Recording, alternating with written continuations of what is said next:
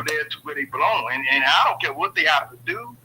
If we have to send the army or the military or whatever over there to get these folks to understand, hey, we don't want these people here. That might be what they have to do. Let me tell you something. I promise to God, if I was Donald Trump or Secretary of Defense, whoever makes those decisions, I wouldn't put one foot on the ground. I'm sending 5 F-22 Raptors, and they'll never shoot again.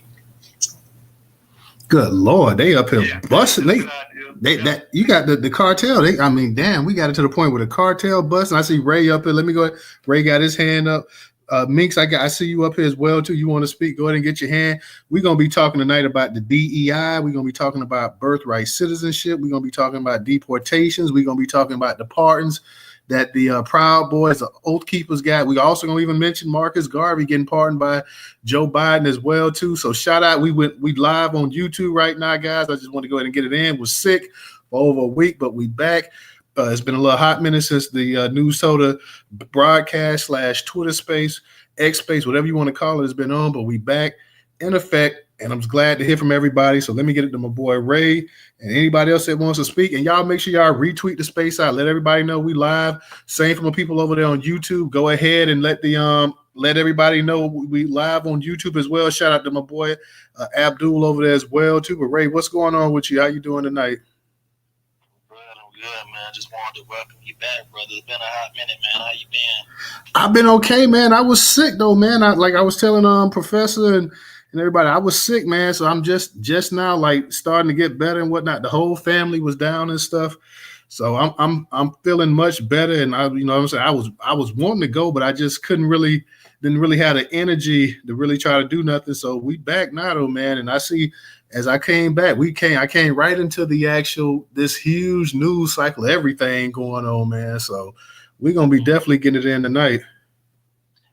Yeah, man, I just wanted to welcome you back. I wanted to ask you real quick, did I miss one of your spaces? Because I was trying to find there was something about magpies and something that I missed. Oh, yeah, that's the one I was going to go in on the trolls and stuff, but that's when I was sick. I couldn't do it. Yeah, I was like, yeah. So I did miss a space, okay. No, you didn't miss. Because I just went ahead and postponed it because I still want to go ahead and go on these trolls, but I was like, man, coming back, I got to jump on the news cycle. And I handle all the trolls who was talking noise and popping off and stuff like that. But I'm like, damn, let me go ahead and first get it back to this right here, man. But yeah. I want to give you a lighthearted topic to start the Twitter space off with. Well, 2 of them really. But I want to get your opinions on Rod Wave. You said at his concerts now he's going to start crowd surfing. You say who now? Rod Wave. I'm not Rod Wave. Dave Blunts. Excuse me. Oh, Dave Blunts. He finna start doing what you say? He said he about to start crowd surfing. Oh, please. I sure wouldn't want to be one of the ones underneath him when he started doing that. But I was listening to him because one of my boys, they like him and stuff. So I was listening to him the other night, and I was just kind of just laughing and stuff like that. Like this dude, he was wilding, man. He was wilding. Shout out to Aunt La. How does he get away with? I don't know if this is like you can legally go to court. It's this rapper. He's dead now, and he used to name Big Mo. He can hold stop everything. I don't know how he get away with it. Yeah, he kind of bit Big Mo style. He did kind of bite his style though. Big Mo was the one that used to be doing this with DJ Screw and them, right? Yeah, that was all in a screwed up clip. Yeah, I don't know. I'm not sure. Shout out to everybody coming in here as well too. I want to ask y'all, man, what y'all want to touch up on first, man? Because I know I guess the DEI that's been, we saw that they had the thing that they had temporarily taken the Tuskegee Airmen off because of all of this DEI stuff and whatnot. Then they later came back and added it back on as well too. So it's just been crazy. Go ahead, Ray, you got it, and then I'll go ahead and I'll touch up on something. Well, yeah, that's what we want to start off with. I want to start off with the Birthright Citizenship because I was just on Twitter, I think it was like an hour or two ago, and Donald Trump actually said, basically, and I'm kind of summarizing what he said, that birthright citizenship was never intended for immigrants to come over here and have anchor babies. It was solely supposed to be for the descendants of the enslaved. That's why obviously the 13th, 14th, and 15th Amendment are called the Reconstruction Amendments. So I believe he's trying to do something, honestly, to help us on that aspect. Okay, you say he just said this. This was something he just said not too long ago?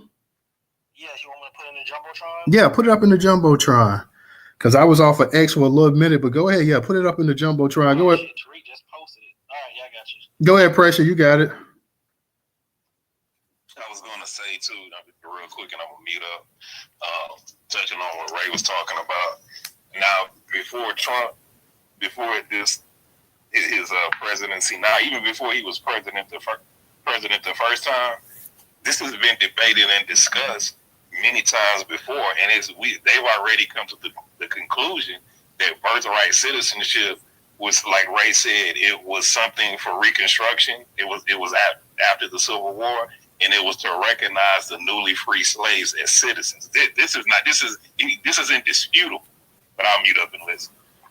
Oh yeah, and this is going to be a touchy subject right here, touchy topic right here. And now with the birthright citizenship, he's talking about putting something in place. Correct me if I'm wrong, Ray. That would actually impact people now. It wouldn't actually impact somebody that already came over here and was already living in America, was born over here as a citizen, whatever. It would be for future generations. Am I right?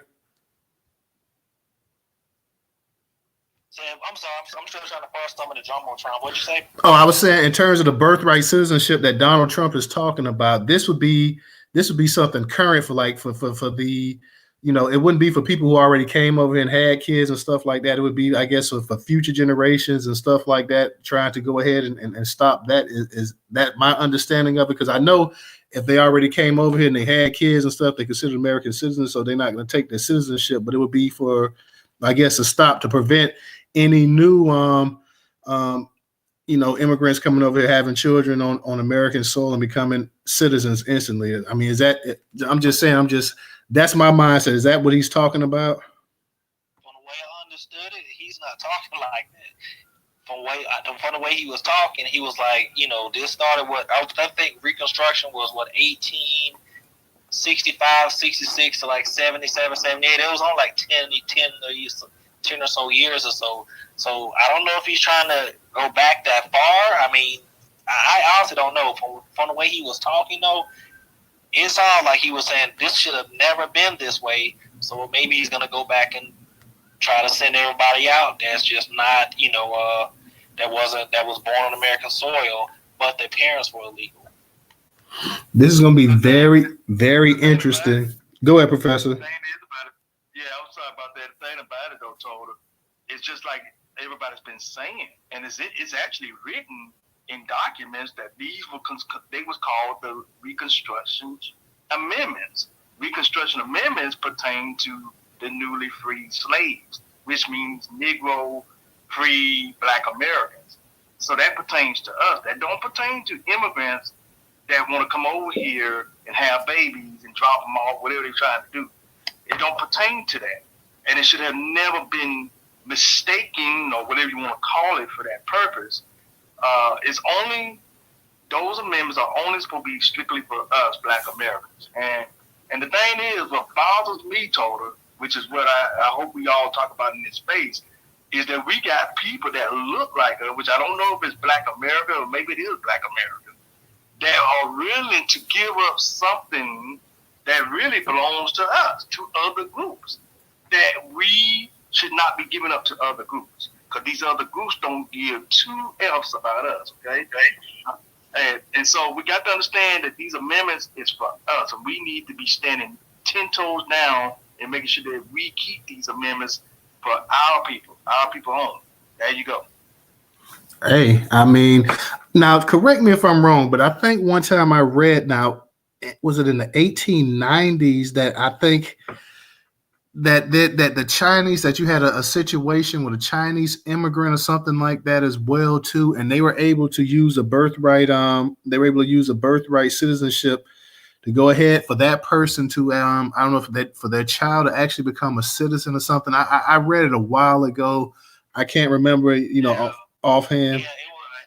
I got him actually. I'm sorry.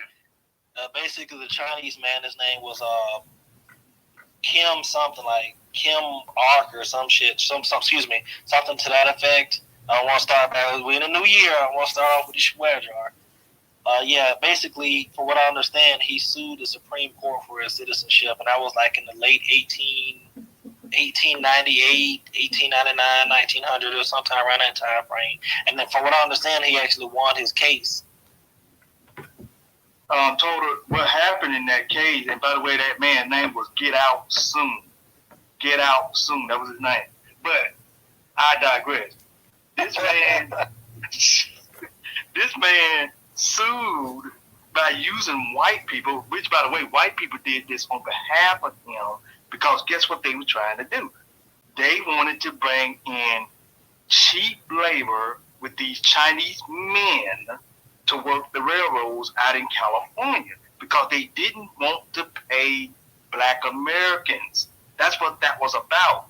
White people used that very thing that was for us against us to bring in these people, because they didn't want to utilize black Americans who should have rightfully been the ones over there working those railroads. So that's what that was about, by the way. So y'all understand where that's coming from. That is not something that really should have been done. It should not have been done for that purpose. These amendments are for us. And I want black Americans to start saying that we're going to stand 10 toes down on stuff that belongs to us. And we need to be trying to gatekeep stuff that belongs to us. That's all I'm saying. Go ahead, Ray. You got it. I'm sorry, bro. I didn't mean to raise my hand. I was actually laughing. So I was looking at the guy's name. I was like, yeah, hold on, that's not his name. That I actually thought about what Professor was saying. So that was an accident. I meant to raise my hand. I meant to laugh, not raise my hand. No, you good. You good. I know I was seeing something online too, where you had some of these churches and stuff like that as well too. I know you got some of these schools, these churches, some of these politicians basically saying that, you know, they're going to stand with the actual undocumented migrants in the face of all this stuff going on as well too. So we just not really getting started on this thing right here, because it's really about to hit the apex. And you know, it's still pretty new. I don't know exactly how it is in everybody's state in terms of the ICE, because that's all we hear about is ICE. But it's starting to get crazy. I want to touch up on this article real quick. And now this article is from the Atlanta Voice, and they're talking. It's titled "Trump's Actions on DEI Are an Attack on Black America." I'm gonna read this article, and I want you guys to tell me what y'all think about it. It says Donald Trump has issued a new memorandum to carry out his Inauguration Day executive order, eliminating federal DEIA programs by placing DEI employees on federal leave. DEIA stands for Diversity, Equity, Inclusion, and Accessibility, and Trump's actions rescind President Biden's executive order for 2021, which sought to make the federal government a model for effective DEIA. Trump's order inaccurately describes DEIA as radical, illegal, and immoral discrimination. So let's take a look at what the federal government's DEIA programs actually do. They say they have 8 different areas which it targets. Federal DEI programs set goals in 8 different areas. Guys, if my voice sounds a little weak, forgive me. I'm still trying to get it back to full. Data collection. Number 1, data collection to give us a better understanding of who is and isn't in the federal workforce. Number 2, paid internships, which provide valuable opportunities and experience for people from undeserved communities. Number 3, recruitment, so that the government doesn't just hire the usual suspects, but post job announcements in places where other people can see them. Number 4, professional development, so that once people are hired, they can continue to expand their skills and become better workers. Number 5, fair treatment of people with disabilities, so that they can get a job and find appropriate accommodations. Number 6, LGBT fairness, so that the spouses and families of LGBT employees can get the same benefits as other families do. Number 7, pay equity, to review government policies, hiring, and salaries to make sure that women and people of color aren't being paid less due to the same jobs. Number 8, opportunities for the formerly incarcerated individuals to review barriers so that qualified job applicants who serve their time get a fair shot to get a job. These are not radical, illegal, or immoral ideas. These are calls to the highest principles of America, which stated the goal that all employees are treated with dignity and respect. America's Declaration of Independence on July 4th, 1776, announced to the world that all men are created equal, but for the next 200 years, millions of Americans remain second-class citizens. Black people were legally segregated, denied jobs, housing, and the right to vote until the late 1960s. Women couldn't get a credit card in their own name until 1974. People with disabilities were locked out of the workplace until 1990. And gay and lesbian couples couldn't marry the people they loved until just 10 years ago. Most of the changes have happened in my lifetime. What DEI policies do is acknowledge our history to create a fairer and more inclusive workplace that benefits everyone. I'm not sure Trump knows any of that history, but I do know that his actions are designed to be an attack on Black America. That's why he also revoked the executive order 11246 on affirmative action, which has been in place since 1965 in the civil rights era. There's a reason for this. Black people were the least supportive racial or ethnic group for Donald Trump. We make up about 13.7% of the U.S. population, but account for nearly 19% of federal workers. Nearly 400,000 Black people now work for the federal government. Trump's DEI attacks fit with his larger plans to move federal jobs out of Washington, D.C. and slash the federal workforce, which would leave thousands of Black people unemployed. All of this would constitute the most significant attack on Black public workers since Woodrow Wilson segregated the federal workforce in 1913. Black people are overrepresented in federal government because historically that was the one place where we did not face employment discrimination. I would not be here without federal DEI programs. My grandmother worked for HUD 30 years in St. Louis, Missouri. My mom worked for the Department of Defense at the Sharp Army Depot in Stockton, California, and Fort Hood in Killeen, Texas. This is personal to me, but the impact of Trump's attacks will be felt far beyond the federal workforce. The federal government influences in private workforce by dictating rules for federal contractors and serving as a model for the best practices for private employers. And some corporations are already rolling back their DEI initiatives. Because of Trump's actions, not only will Black and federal employees lose their jobs, but Black people in private companies will be laid off. After spending his 2024 campaign scaring Black people with racist lies that immigrants are taking Black jobs, Trump will end up being the one to take their jobs. By closing DEI offices, ordering the government to delete all websites about diversity, pardoning the January 6th insurrectionists, and paying restitution to presumably white people he calls victims of DEI, Trump is launching a radical campaign to promote white victimhood and erase America's true racial history. I have no hope that moderate Republicans or misinformed celebrities performing for Trump will use their influence to help Black Americans, people of color, or other groups that are targeted by these mean-spirited policies. These clout chasers only seem to aspire to personal adjacency to power. So we must educate our people, fight in the courts and the boardrooms and the media when we can, and in the streets when we must, and resist his efforts to erase us powerfully and constructively as we can. All righty. So we got a bunch of people coming up in the space tonight. You guys definitely go ahead and retweet it out. I see we got Black Intelligence up here. Black Intelligence, go ahead and unmute your mic. How you doing tonight? Hey, shout out to you, Newstoter. Shout out to the co-host, everybody in the room. I'm glad you covered this topic because, you know, I was initially one of those people who was thinking, hey, DEI, that's a good thing. And it's okay to change your mind when you receive new information. You know, it's okay to do that. And when I saw the numbers, I said, this is absolutely crazy because according to the U.S. Department of Labor, when we look at who benefits from it, I think you just ran it down. White women are number one. They also have 76% of the chief diversity officer positions. Then you have Latino Hispanics, number two. Asians, number three. Number four, Native Americans. Number five, disabled individuals. Number six, veterans. Number seven, LGBTQ. And then at the bottom, as always, Black African Americans. And so that's an issue. And I think instead of people avoiding the discussion and trying to trigger us, because a lot of times they try to trigger us by going back to our struggle, of slavery and discrimination and segregation to get us emotionally riled up about this issue, why is it not being reformed? Because in my opinion, and white women in general, your families have 10 times the wealth as a Black American in this country, and so you're claiming to be a diversity hire, but you're already wealthy and well off when compared to the average Black family. So why are we not reforming that program? Why are we trying to blackety black it up when y'all are not doing right by Black Americans in this country?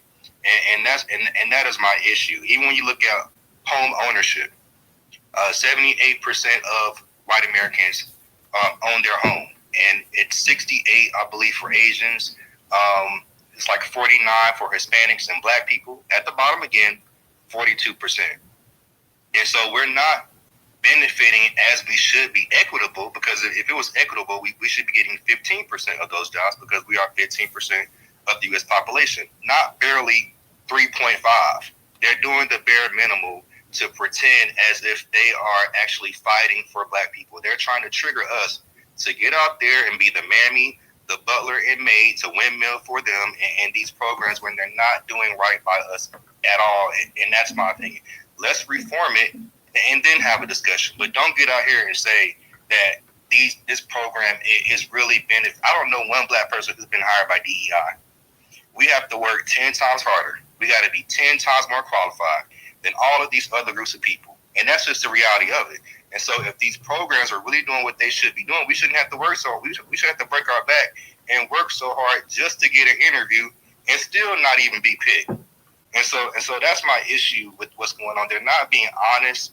They're just trying to really trigger us, and I'm gonna land there for now. Thank you. Thank you. Appreciate you coming on up here tonight. Anybody else that wants to speak as well? We covering DEI, we covering birthright citizenship, we covering deportations, we're covering the pardons as well too. Not only the Trump's pardons, but we also want to speak tonight about Marcus Garvey, the pardon that he received as well too. Like I said, I've been ill, so I couldn't really, all this stuff that passed, I could not get up on here and talk about it. So I'm gonna do my best to try to, while my voice lasts tonight, to go ahead and cover as much as I can. But definitely feel free, guys, to come on up here and speak on it, because like I said, we're trying to touch up on a number of topics tonight. So feel free to come on up here and speak.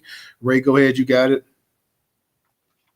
I'm gonna speak for myself, just me. I feel like I personally have benefited from DEI because I am a veteran. I've done 5 deployments. I decided to get out. I decided to go work for federal government. And a lot of people, they don't want to hire veterans. And they're kind of forced to, obviously because they get tax breaks and things like that of that nature. Because, a lot of veterans, have PTSD and things like that. So they don't really like to hire a lot of veterans. So I am speaking for me and me only. I can say that I personally benefited and I took advantage of it. But again, it's because I earned it. I left my family for months at a time to go out and, defend this country that my ancestors were enslaved in. So I just want to land on there. I want to just make that point.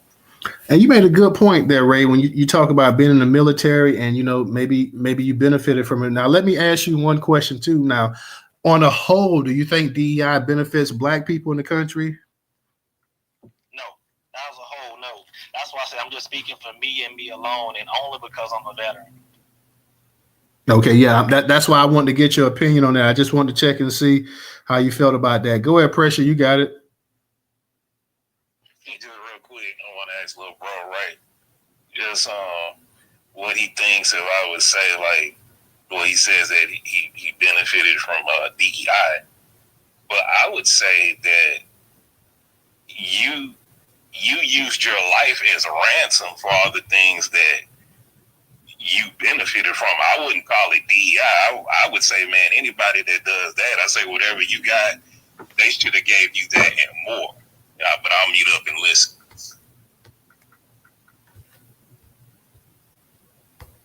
No, I definitely agree with you, but I forget the other brother that was just speaking, and he actually mentioned, LGBT, he mentioned minorities, he mentioned veterans. So I just wanted to tie in that with what he was saying. In that aspect, yes, I did benefit from DEI. I'm not going to front. I mean, as a veteran, I'm going to take whatever job I can get. If you're going to put it out there to help me, stay off the streets and feed my family, I'm gonna take it every single time. All right. I think I'm in the Matrix. I was in the Matrix for a second, but okay. Appreciate that, Ray. Let me go ahead and get Miss Trouble up here. We got Trouble up here. Trouble, what's going on? Hey, Newstoter, what's good, everybody? It's so good to see you back, brother. And shout out to you and Professor Freaky Deaky up in the his house, and everybody in the cut. Ray, I hear what you're saying about you as far as being a veteran, but I feel like Black Pressure does as well. My husband's a veteran, and he caught hell getting his whole 100% in. The majority of his percentage he got, but that last 10 to 15%, especially because of the VA backlog, it took him a long time to get it. He served his country just like you served your country. So I don't see that as DEI. I see that as doing the right goddamn thing. Doing the right damn thing. And you all deserve a whole lot more than what you're actually getting, especially as spouses. I ain't gonna lie to you, we deserve more. But we, as spouses, I guess we benefit too. We're able to go to school, and according to the ratings and the numbers that you all have, we're also prioritized on federal jobs, and especially in the VA when it comes to certain jobs as well. But I don't see that as DEI, because there are, and I've been through the process myself, there are a lot of other white veterans who also have spouses who also qualify for those same benefits, and they're not going to give me, a Black veteran spouse of a veteran, that priority over the white one necessarily. There's, I guess, well, maybe because I was trying to get the jobs inside the VA, and not necessarily outside of that. But I don't. Even though they have veterans down, I just think that's kind of distasteful. I think it's I can't really find the right word, but it's wrong to label veterans as DEI employees, even though you are prioritized to a certain degree. You know what I'm saying? So I just wanted to add that part in. DEI on a whole does not benefit Black Americans across the board. And I think for the most part, we all recognize that what they've done is they've bastardized certain things like they've always done. And they use cute little words like minorities. They even use cute little words like Black people. But again, you got to put a name to these Black people. Who are these Black people that you're talking about?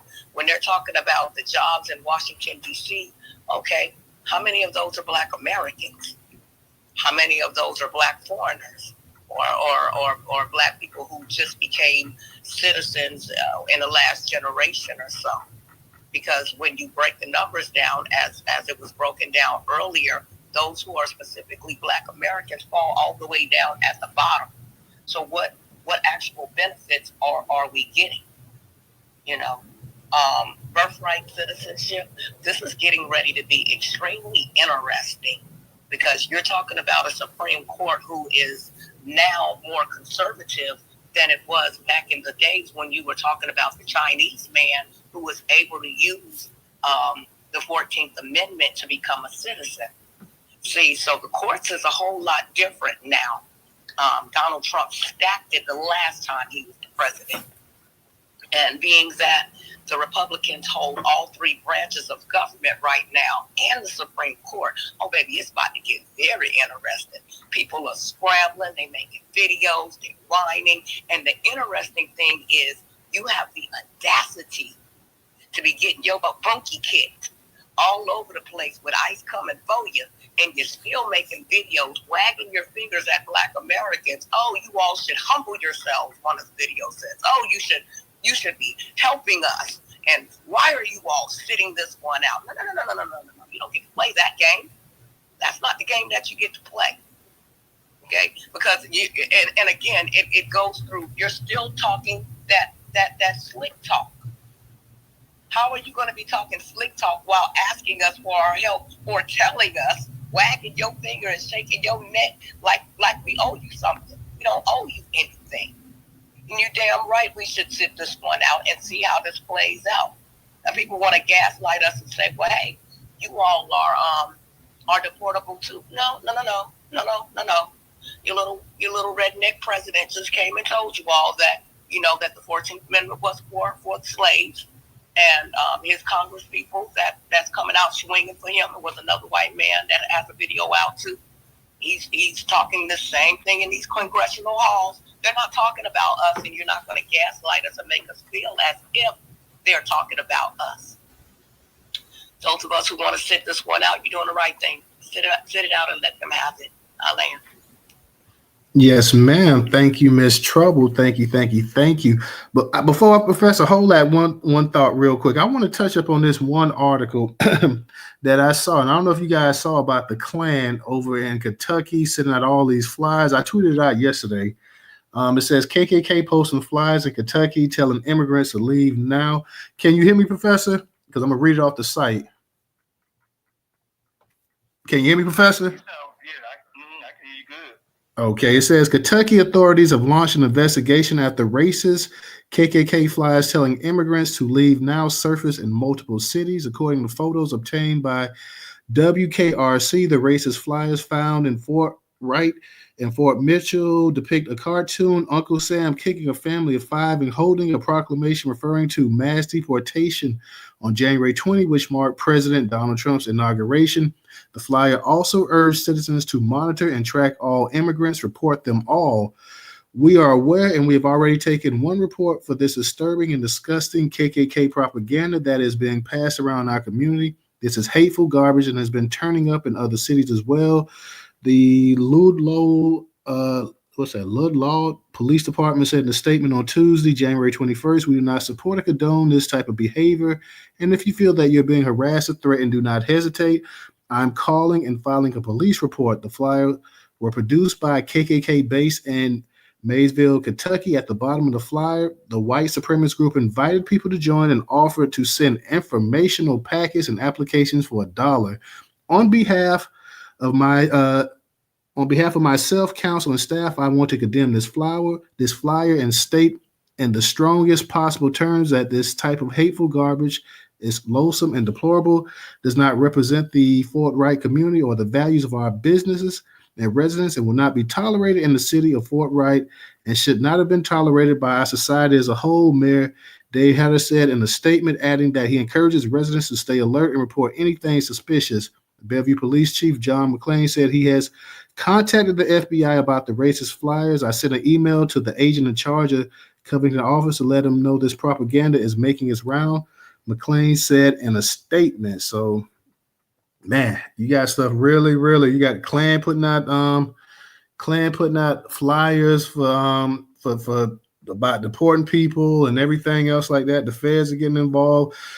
Professor and Ray said earlier when the space started up that you had, and Black Pressure was saying that you got apparently the cartel is on the border and they're getting into it. You guys said that they were firing shots at the cartel was firing shots at border agents or something like that as well too. So things are getting hectic.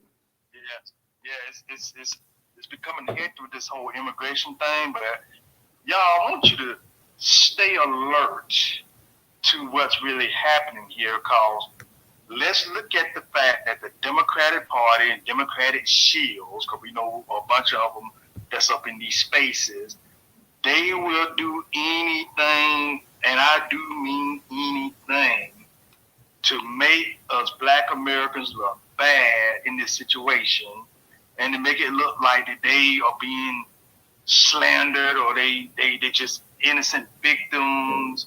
This is the propaganda that they put out here, that people hate them and people coming for them, and Black Americans are calling ICE on them, and that they got this hatred towards them. Well, there's no hatred towards any of these groups, right? We just know that these groups have disrespected us over a period of time in a country that our ancestors built. That's what we always say to them. We don't say anything about we hate them. We just don't like the disrespect that they have shown us over a period of time. And they know that's what we're talking about. They know that's what we're talking about. But they're going to use different types of tactics. And I almost want to think that this Klan flyer total that you're talking about could also be part of that propaganda to make everybody feel guilty about this whole deportation situation. So we have to be careful. I want Black American families to stay alert and stay vigilant on how we feel about deportation, that we must have these people up out of here. They do not have the right to be using these Reconstruction amendments to stay in this country. This belongs to our ancestors. They bled for these amendments. A lot of our ancestors and family died, shed blood for us to be in this country. And even to this day, this country still does not treat us fairly the way it should. But we know that this is a fight that is ongoing and that we must continue to stay in the fight because our ancestors said we must stay in the fight. And therefore, these immigrants don't care about this fight. See, they're not coming in here to help us to fight this system, to tear this system down. They are in here to leech off the system that our ancestors have fought so hard for, to make sure that we are comfortable and be able to pursue the life, pursue the right of happiness, and pursue our justice, to pursue our right to the claim of this land. We have the right to be here. This is our land. We have stake in America that these immigrants do not have. So I tell you again, Black American family, the 13th, 14th, 15th Amendments is ours. Do not believe any of this propaganda about it's open for anybody to be able to come into this country just because they have a baby here. Okay? I want you all to stop being this group that want to cape to save everybody. We are not here to save everybody. We need to be in the mindset of saving ourselves and saving what has been put in place for us to work towards to make sure that we maintain it. And the 13th, 14th, 15th Amendments is part of that. That's part of the lineage. That's part of the ancestry. So whatever these folks put out here about this whole Klan shit and everything else, they using that as a way to make us feel guilty. They doing all kinds of stuff with these videos out here trying to make us feel guilty about these deportations. No, we want you out of here. So what you need to do, run and Lolita and Win Young Soon and Babu, Habu, all of y'all need to get up out of here. We need, Baptiste, like that Haitian immigrant that was up there on that video talking about, and I think he said he hate Trump, but he loved Obama and Joe Biden. But he said he's not going back to Haiti. You know, I know y'all saw that video because it's been floating all around. He in the back. Yeah, he said he committed suicide before he went back. Batiste, all of y'all gonna have to go, man. Look. Well, he said he committed suicide before he went back. He said that? He alluded to it that he wasn't going back. He'd rather die. Yeah. These folks don't want to go back, y'all. Hey, look, the ones that's up on the bridge right now in Texas, right there. That video was out. They all out there blocking the roadways with these Mexican flags, talking about we not leaving. Viva la raza. Viva la raza. And I posted in that chat, in that comment yesterday, I forgot who posted that mess, but I put it in there. The police or ICE need to come and pick up all of these Viva la razas. That's what I said in there. They need to pick them all up. Right, they all standing right there on that bridge. Just come and go scoop them all up. We don't care. Scoop these people up and then just drive them on to the border. They all have Mexican flags, so that means you can just take them right on over to Mexico. Get them up out of here. And I'm sorry. I can't feel sorry for you, and I don't want you, Black American family, to feel sorry for these people. Stand 10 toes down and stand firm in your beliefs that this country is ours, that these 13, 14, 15 Amendment is ours, and that we must continue to stand on that and fight for those. I'm going to land right there. Appreciate that, Professor. Let me give a shout out to everybody in the space. I got to give a shout out to some of the ones who came in later. What's up, Arthur? What's up, Shannon? What's up, Alyssa? What's up, Nita, Viral, Andre, Aunt Lai, you down there, Melissa, all you Just Cakes. I see you down there. 3 minutes. I see all y'all down there. First time we had a space in over a week, been ill. So I'm just trying to get back in it. If my voice kind of comes and goes, I do apologize. Just to let you guys know that I do apologize. I'm trying to conserve it as much as possible. Shout out to Black Majority State. I see him up here in the speaker section as well too. Let me go ahead and get to Miss Trouble. And then Black, if you want to speak as well too, just raise your hand and I got you. And some of my other ones I hadn't heard for in a minute, man. Y'all come on up here and speak. Like I say, we talking about you just heard the fly and Professor raised something that I didn't think about. I saw Trouble gave him a pound on that.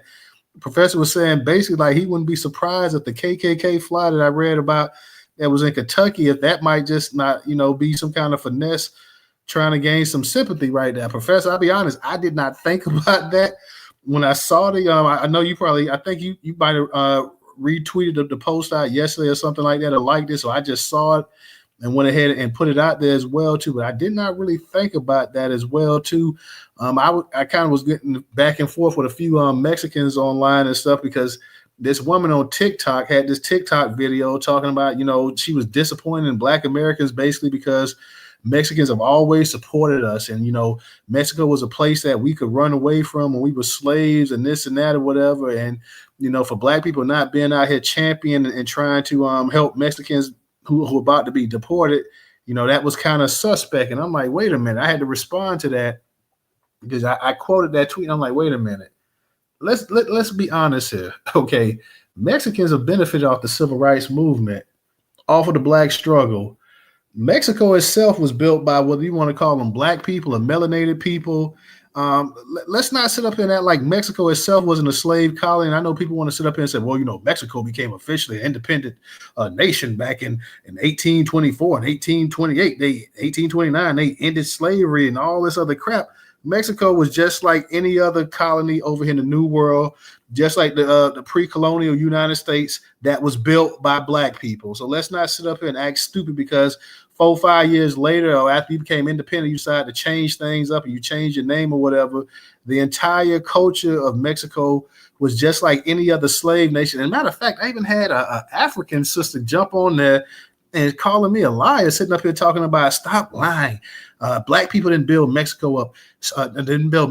Matter of fact, Spain had very little involvement in the slave trade. I said, woman, are you crazy? Spain was the first global power in the world, and Spain was the first one to come over here in large numbers and colonize what we know today as a new world. What are you talking about? Spain was one of the biggest bastards of all time. Spain and Portugal actually got things really jumping in terms of the actual transatlantic slave trade. And to have an African woman sitting up here talking about that Spain had little involvement was just mind-boggling to me. I couldn't believe this woman actually fixed her mouth to even say some crap like that. So let me go ahead and get to my girl Trouble, and I got you, Black Majority State, as well. I was just coming to agree with Professor with what Professor said because I was already thinking that every time because this isn't the first time over the years that we've seen the KKK pop up supposedly and with some type of vitriol with these flyer situations. Like since when in the history have they sent flyers out in that manner? And so it's always seemed suspect to me when certain things go down and all of a sudden here come these flyers from supposedly the KKK. It's always felt like this was something that Democrats or, was doing to kick up dirt to try to stroke fear. And I think that that's what they're doing once again, and they're using the KKK, the fear of the KKK. And I don't understand why they think that in today's world, Negroes are scared of the KKK. We got guns too. We like to use our guns. Matter of fact, I want you to give me a reason. So it's weird that they keep using the KKK this way, and I don't think it's the actual KKK group. And even if who gives a crap about it, but it feels democratic to a certain degree. And at the same time, when you look at things like DEI, birthright citizenships, the fact that people can be so easily deported, why come these weren't the things that Democrats were trying to codify into law when they had, like the Republicans now do, all three branches of government? They need to stop pretending as if during Obama's term and other Democratic terms that they didn't have the majority of the Congress to be able to codify certain things into law, just like Roe v. Wade. They're crying about it now, but it feels so fake because you had many opportunities to codify it into law. When it came to the whole Dreamers and the Dream Act, the Democrats always kicked the bucket on that. So that's why I always felt like the Democrats and the Republicans are the same birds of the same feather. They're working together. This is all kabuki theater. This is all just, some kind of psyop or whatever you want to call it. It just feels so fake because it's been too many times when they've had the opportunity to actually do something about the things that we are supposedly now facing that's supposed to be put us all in crisis mode. Not in crisis mode right now because this is America, KKK. Black folks have always experienced a certain amount of clannish behavior from our government leaders or whatnot. So this is nothing that's happening right now is really of shocking surprise or so detrimental that I'm gonna be online crying, making videos like a lot of these people are. And I'm so tired of these Africans and non-Black Americans making videos, making the erroneous statements like you said the African woman was going hard, talking about, Spain, A, B, and C. First of all, learn the history of your own country before you try to tell us about the history of our country and anything surrounding slavery and anything in this country. You don't even know your country. You don't even know when your birthday is. So I'm going to need you to stop trying to speak for Black Americans, and which is what they do. They keep trotting these people out who are not us, but you Black like us, you got the complexion like us, to speak for us and be saying some of the dumbest, and I mean the dumbest damn things. So I just really wanted to give Professor a high five on that one because it's too fake for me.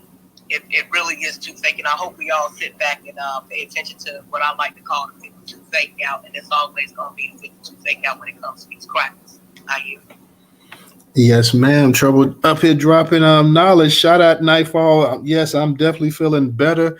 Voice is still like a little scratchy and raspy, but we definitely getting better. So shout out to you over there holding it down, you and the rest of the gang over there as well too.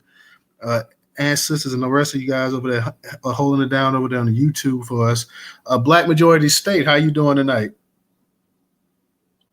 Hello, Newstoter. I'm good. I hope you're feeling good. I hope everybody in the space is feeling good. Yes, sir. Yeah, so I came up because you read something about that I think is actually kind of got glossed over. I think it was the first item on that list that you read off, where you could. I'm gonna take a different side of this conversation, because delineation and disaggregation of data, according to that list that you read off, is almost interdependent on some sort of DEI infrastructure being in place, because it sounded like in that list it talked about data, accumulation, so that you can see where these disparities are. And if that is the case, and it sounds like it is the case, then the whole idea of delineation or disaggregation goes out the water or out the window with the bathwater. And this is the problem with being, I'll say, a cheerleader from the sidelines, rooting for one side of this political duopoly versus the other side, because the damage that Trump is doing is systemic damage. It doesn't matter how much damage it's doing damage. He's physically causing harm to Black Americans and or future generations, because we don't have power, we don't have authority, we can't trust the Republicans. We can't trust the Democrats. The independents can't get elected at any level outside of local and maybe county positions, so they have no power. And so what we're witnessing is actual damage being done to Black Americans. If you told me that I had 4% of a chance of getting a position somewhere, wherever that was, versus 0%, I'm going to take the 4% because I understand and realize that there is an opportunity there. When you take that opportunity away and you don't also simultaneously put an infrastructure to replace that, you're simply taking an opportunity away from somebody who is of our collective. And I'll stop using the word lineage because I was educated about that. And so I use the word collective because it's a little more appropriate. Everything that Trump is doing is going to have negative impact somewhere, somehow, some way. And it may impact individuals, it may impact communities, it may impact us on a grand scale. It's going to take time for these things to show up in many different ways. Like college admissions, like corporations that are getting rid of opportunities that, while white women, who are the majority population in the country, to be fair, benefit at the highest level because they have the highest numbers in the country, it also did benefit some Black people somewhere in America on some level. But if you remove that opportunity, then you remove the opportunity. And to simply say, oh, but these other people are getting, well, I don't care what the category is, because we're only 14% of the population, maybe 15 or 16% because they undercount. We're always only going to be at that level because scattered across the country, we're at that level. We can't get above 20% nationally in any measure on any data set because that's just the reality of our population numbers. And we refuse to concentrate to get in a position where we actually would be the majority and we could represent 50, 60% of all of these metrics. So I'm a person, I don't root for any of these political parties or these characters or these puppets that represent the character trait of what they're actually trying to accomplish. And what Trump is trying to accomplish is resetting America back to pre-Reconstruction. That is the point of all of it, regardless of who benefited from this and who benefited from that and why this. None of that is even relevant because really what he's doing is a systemic overhaul, and none of this even matters when you add in the supercomputing of AI that he had a press conference to announce that America's going to be the center of it all. And that means removing massive amounts of jobs. And that's going to affect everybody across the board equally, to be quite honest, once that system gets into its full stride. And here's the thing, because I grew up on welfare. As a child, my mother, she was married to a veteran, went through all the whole thing about, this many percentage of qualifications for this amount of money. And he was at the VA hospital on a frequent, regular basis. Went through all of it. UBI, which is what they are pushing and talking about, is a welfare system, to be very, very clear. And what we should have learned as a population from a system such as that, where the government is feeding you, housing you, clothing you, just enough so that you barely survive, is that the people who are on that system generationally stop fighting. They stop engaging in the political process. They essentially go into a deep, numbing comatose politically. And that's exactly what these people want. They don't want people to be engaged in the process, to understand the Constitution, to understand their rights, to understand how the political system works. So if you can get tens of millions more people to go on a government-paid UBI system, then you effectively won. And I hope to God that people don't allow themselves to flirt with the idea of going into a system like that. Because then you have essentially given up all your freedom, all of your rights, and any ability to advocate for yourself after just 1 or 2 generations, once you're hooked on that system. Trump is the devil. The Republican Party is the devil. But, oh, by the way, so is the Democrat Party. Why would we salute or cheerlead any of the moves that they're making when again, they're not putting anything on the table specifically for us? And I'm going to land with this. There are always unintended consequences for everything that they do, and everything that they do is designed to benefit white Americans specifically. And I can't champion it, and I'll land with that. All right. Thank you. Thank you, Black Majority State. I appreciate you coming up here. So Black, definitely Black. I take it that you were not a fan of the big cuts from the DEI. So I appreciate you. That's a little different than what we've been hearing, especially on online quite a bit. But thank you for dropping that. Let me give a shout out real quick to the Cognitive for his contribution on Cash App. So we got Mr. Naheem up here. What's going on tonight, Naheem? How you doing? Peace. What's going on, brother, man? How you doing, Newstoter? Oh, I'm doing pretty good. How about you, man? I'm chilling. I'm sitting back and absorbing all of the conversations that's going on around the particular subject that is the topic for the night. I was just listening to the brother Black Majority State, and I want to start by asking him a question. I want to know who he voted for in this past election. Yeah, I made a solemn promise to myself that I would not vote in any election until I'm living, breathing, and advocating in a Black majority state. And so until I make that move, I will not be participating in this process, because I know the city that I live in, and I know the limitations on voting in this city, in this state, in this country even. I think Kamala overperformed. She got more votes than every other president in the history of the United States except for Biden, and that election is very sketchy. And then this Trump 2024 election. So outside of those 2 elections, she would have won every other presidency.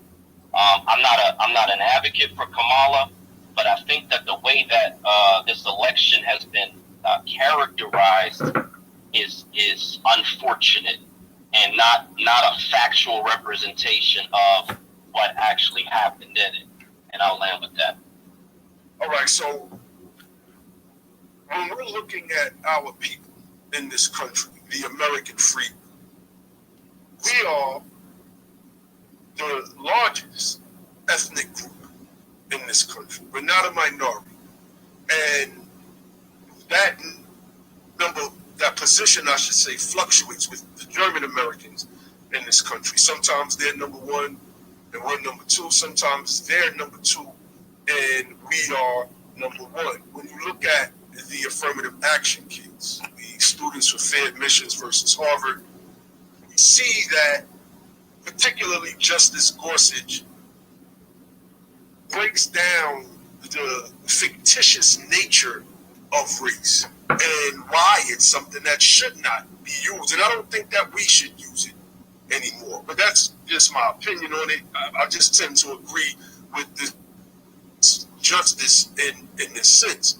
And then saying that we have to get out of the mindset for those of us that, are active in American politics, that we are somehow already. When you look us up by ancestry in this country, we are the first or second largest group in this country. This is an absolute fact. When we start to operate from a premise of superiority as opposed to inferiority, then I believe that we can come up and develop better strategies for our people moving forward. If we keep thinking in terms of we're at the bottom, most of our solutions are going to be bottom-based. They're not going to be top-based.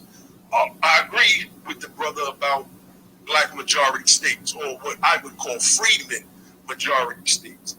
But outside of that, I think that we have to let things play out with this administration and see how they will affect us. The National Bureau of Economic Research has cited that since the influx of immigrants since the 1980s to just the year 2000 alone, there was a spike in homicides and incarceration among American freedmen men.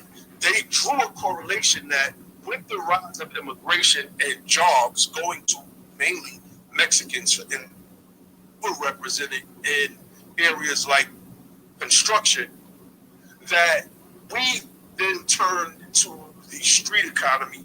And, this is me giving nations of the data right now. We committed crimes out of poverty. I think that our advocacy, which helped defeat Kamala Harris, because she would have been a horrible president for the American freedmen like Barack Obama was, we must now step up and present proposals and let it be known that we will never be anybody else's footstool.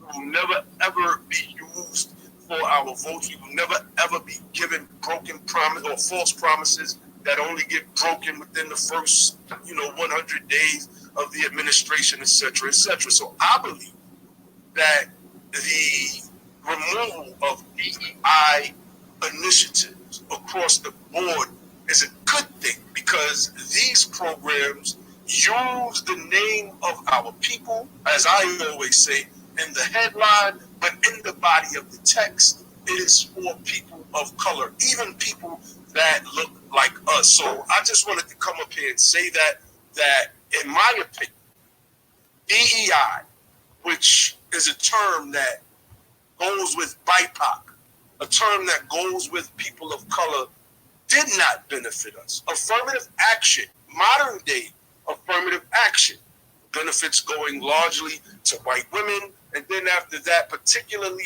in colleges and universities, that benefit goes to Africans and Caribbeans, did not, and does not, benefit us. Get rid of it. It's time for us to start from scratch. It's time for us to stand on our own 2 feet politically. All the scary talk got to get up out the paint right now. And it's time for the brave among us to step up. That's all I got. Peace. All right. Thank you, Naheem. Lai, go ahead and unmute your mic. Peace, Black Power, reparations. Happy New Year, everyone. I'm gonna be short and sweet. I know I say that all the time, but never short and sweet. But this time I'm serious. In regards to what Black State said, and this is the thing that I be trying to be quiet when people be talking, because I get upset and my blood pressure's high. But we gotta understand, a broken clock is right twice a day. That don't mean you put it on, you wear it. So when somebody does something that has unintended consequences and we benefit, that doesn't mean anything. Know that you're dealing with a POS person. So whatever they do, understand that this is when you benefit from something that the KKK Clan Wizard is doing. You need to sit back, pay attention, and just wait for something to happen, because they're not doing anything for us. They're not giving us no agenda. They're not putting anything on the table. So when he's doing these things and it's looking like, this is going to benefit us, or this is they're doing it for us, it's not for us. There's no way on God's green earth it's not for us, because they're specifically not saying this is what we're doing to help this people. So we are benefiting the unintended consequences for certain things. That just means you shut up, keep your eyes open, your ears up, your head on the swivel, because we already know that these people not dealing with a full deck. We know who the KKK is. The Confederates are literally back in power. And they've been planning this since they lost them. That's why they be having civil enactments, war enactments all the time, because they lost. They're trying to get back their win. They're trying to take it back now as we speak. So when we see things are done and we're benefiting attentively, that doesn't mean you sit back and shut up because you next. Like, just keep your eyes open, and please don't think that anything's done is helping us, because people are really acting like the orange bandit is really doing something to benefit us, and it's not. I don't even think that's possible. In regards to the DEI, we wasn't benefiting from that anyway. If you filed a civil rights complaint, they was knocking people out. Like, you had to show you was discriminated against, and they were doing everything in their power to show that black people wasn't discriminated against. And you got to go around the world and do all this. So we wasn't really even benefiting the majority of that. If you look at the lawsuits filed, civil rights is white women. And understand that this DEI, again, DEI means anybody that's not straight men. So what happens is the men are basically saying they want their women pregnant, barefoot, and at home. They want you to be married to them to the point where you vote for them. You can't vote. You got to stay. And they're putting the cards in place to have that done. I don't think people really understand that. They're putting the position in place because they don't want women. Now you can't get an abortion. You can't do this. Now you can't go to work. These white women is celebrating because they voted and they think they get so not, baby. They talk about you. They don't want you to go to work. They don't want you in the workplace. You the DEI. These white women not understanding, like, boo-boo, Karen, it's you, boo. You sitting here happy you think he doing something. Y'all little Karen at home, y'all can't marry all the athletes in the NFL. They want y'all to be silent and quiet and pray. This is done specifically because they're trying to get their population up. Remember, they're the minority. They are scared that they number, so they're trying to put in this situation. So now they can't go to work. They can't get no jobs. They can't get, and now it's affecting. That's what they're really trying to do. So when they attacked DE, they know who's benefiting. They know we're not benefiting from that, but they don't want their women in the workplace. But the birthright citizenship, as far as I'm concerned, I do agree with what it was the intended purpose for it.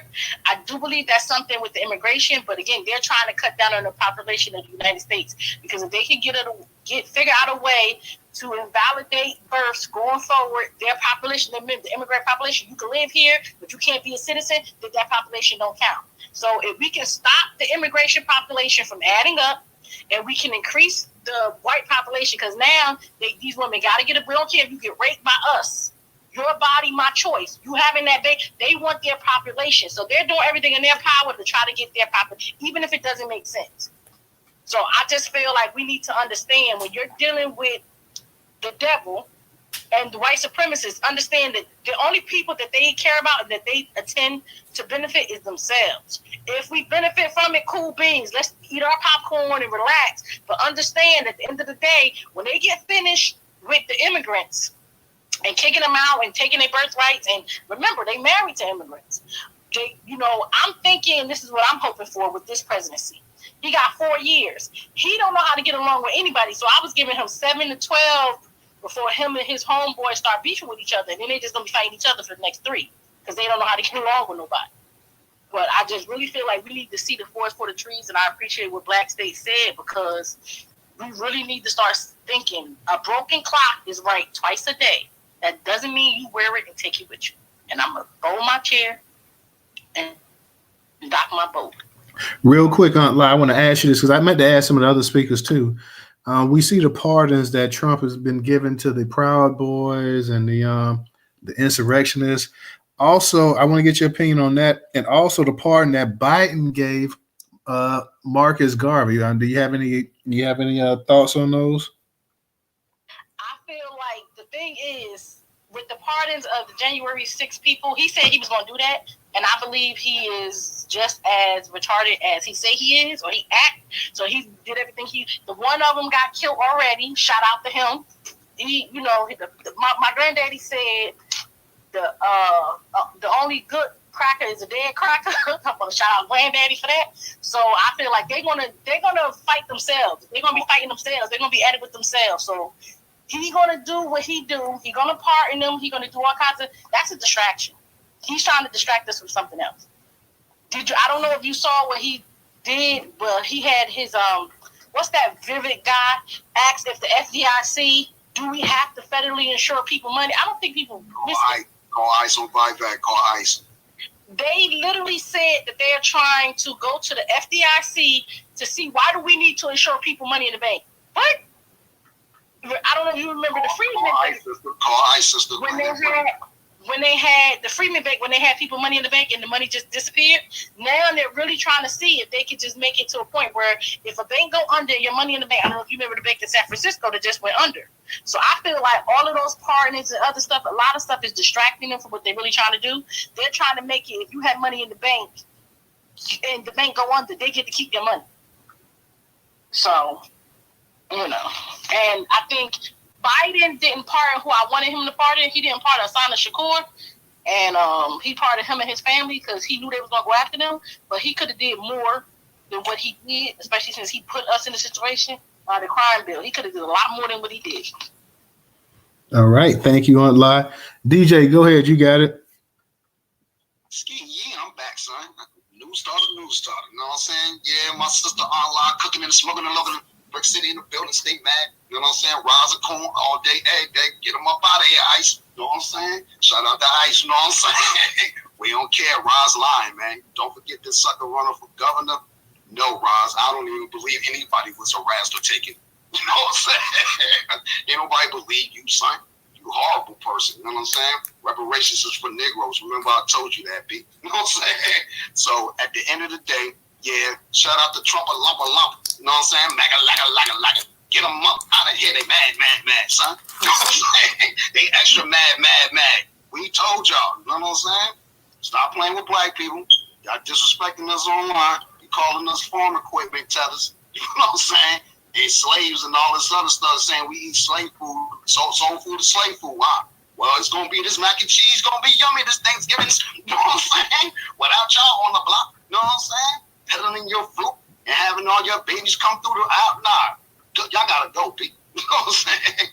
I can't find a place over here. I can't get a job where I'm born and raised at because y'all got it all. And y'all gatekeeping it too. Get this strap. Brick City. You know what I'm saying? We out here, P. You know what I'm saying? Like, let's be logical, yo. Ice, you're welcome here. You know what I'm saying? You can come to all the clubs. You know, Jersey Club. We out here in the summertime. Weekway Park. You know what I'm saying? The Lincoln Park Fest. The NJ Pack Fest, you know what I'm saying? All the stars come out here, so y'all might catch one or two of them jokers out here. You know what I'm saying? Get everybody. Get the black ones, the Asian ones, the Mexicano ones, get everybody. You know what I'm saying? They can all go home. DEI, you know what I'm saying? Let's talk about that, you know what I mean? Yeah. Everything we do as black people is DEI. You know what I'm saying? Y'all may not understand that, but this is the way they have relegated us to be. Real talk, you know what I'm saying? I've been discriminated against by white public institutions. This is why that's my name. You can't take it away from me. You know what I mean? Screw Home Depot. Screw all these stores. I don't care. Costco not taking away DEI. That don't mean nothing. You know what I'm saying? You think they not going to employ black people? Y'all think we slow on that one. You know what I'm saying? I want y'all to think about that for me. You know what I'm saying? But Negroes got to also understand we need our own stuff. You know what I'm saying? We need to start shopping with each other, patronizing each other. Forget what the other race doing. They patronize their own race and know how to be on the court 1 week. Hit Newstoter Cash App, by the way. Come be a patron and get a subscription. $1.75 and up a month. We spend that on blunts and coffee every day. Stop me. You know what I'm saying? $1.75 and up a month. So we could be the largest black curator on the web. You know what I'm saying? I don't care about no DEI because I've already been discriminated my whole life dealing with either the workforce or trying to get into this business stuff. You see what I'm saying? So it don't matter to me if he end it or stay on the books. DJ gonna get his money, B. You know what I'm saying? I don't think you should. I'm fat. You know what I'm saying? I just got some Popeyes right now. You need a wing? You know what I'm saying? That costs money. You know what I'm saying? It ain't free. You know what I mean? Let's be logical about this stuff, man. So at the end of the day, yeah, DEI, nobody cares. Go get your tax ID. I've been telling you. Did y'all hear Trump at the economic forum? Yeah, bring your product to America. Oh, hell no. Y'all going to be working for us. And that would be the only logical reason the tethers could stay here. But we ain't in position for that. You know what I'm saying? Been telling y'all. How many of y'all in here did what y'all supposed to do over the last 2 years to get your tax out there? Show of hands. Anybody on the over there on the screw tube link? That's YouTube's.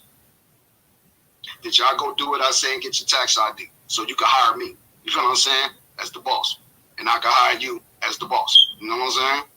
Go get your tax ID. What you waiting on? Everyone should be able to employ everyone in here right now. If you can't do that, we can't talk right now. You know what I mean? You ain't got your paperwork. Trump say he doing whoop-de-whoop-de-whoop. Well, hey, if it's based off merit, oh my God, y'all white people about to lose. Everybody about to lose. Y'all ain't beating us. We the ones with all the technology. All this stuff is our stuff. No, I ain't gonna cuss. You know what I'm saying? All this done is our stuff. They got it from us, B.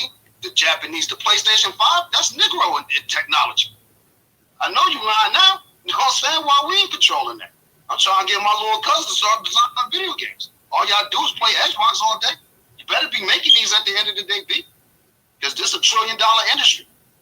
$1 trillion, bro. You know what I mean? Why we ain't encouraging our kids to play more games? Hey, if they could go get in the Madden tournament, you know we nice. Call of Duty tournament, we bop the white kids all day. That's why they call us N-word. Y'all know what time it is, man. You know what I'm saying? Come on to the social game and on social, funded social. This ain't a joke, B. You know what I mean? Pardons, I don't know what's up with that, but I agree with all a lot. Biden, you a crackhead, you know what I'm saying?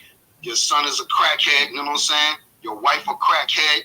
You a horrible president, a horrible father. You the worst person that ever existed to Negroes. And when it's over, we throwing the most illmatic cookout, B. You know what I'm saying? Yeah. Pee on your grapes. You know what I'm saying? It's like that, real. You know what I'm saying? Because you are the total existence reason for Negroes being in the position we're in the last probably 30, 40, 60 years. Whatever. I know what's good for the Negro. Put your hands down, everybody. Nobody talking right. You know what I'm saying? I know it's good. You know what I'm saying? But yeah, go get your tax ID. Birthright citizenship, you can't take it away from us. I ain't even gonna get into that. Y'all not gonna argue about that. You know what I'm saying? I ain't going nowhere. Just like that Haitian dude said, you gonna have to kill me before you get me out of New Jersey. You know what I'm saying? I'm gonna do myself in before you get me up out of here. Where else we going? You know what I'm saying? So whatever is on the books, that's what it is, B. You know what I'm saying? And whatever Trump trying to do illmatic about it, I know someone here in the comments going to handle their business for. You know what I'm saying? I'll be right there to back you up. Say one out. Mm-hmm. Share the room now. Share the room. No. All right. Thank you, DJ. Let me give a shout out real quick to Thias and Nightfall for the contribution on Cash App as well, too. Like I said, we got Black up here. We got Black Pressure up here as well, too. Just Cakes, I know you've been up here for a minute. Original, I know you up here. You hadn't raised your hand. So any of my speakers want to speak too? Oh, we gotta go to Chicago, man. We gotta go to Chicago, right? She don't got her hand up, so she may be busy right now, but she knows when she want to speak, she'll put her hand up. Let me go ahead and get to Black Pressure. And I'm sorry, let me get the Black Majority State, and I'm gonna get the Black Pressure. Anybody else wants to speak, guys? Feel free, like I say, because we're trying to touch any topic you want to talk about. DEI, birthright citizenship, deportations, how you feel about the pardons.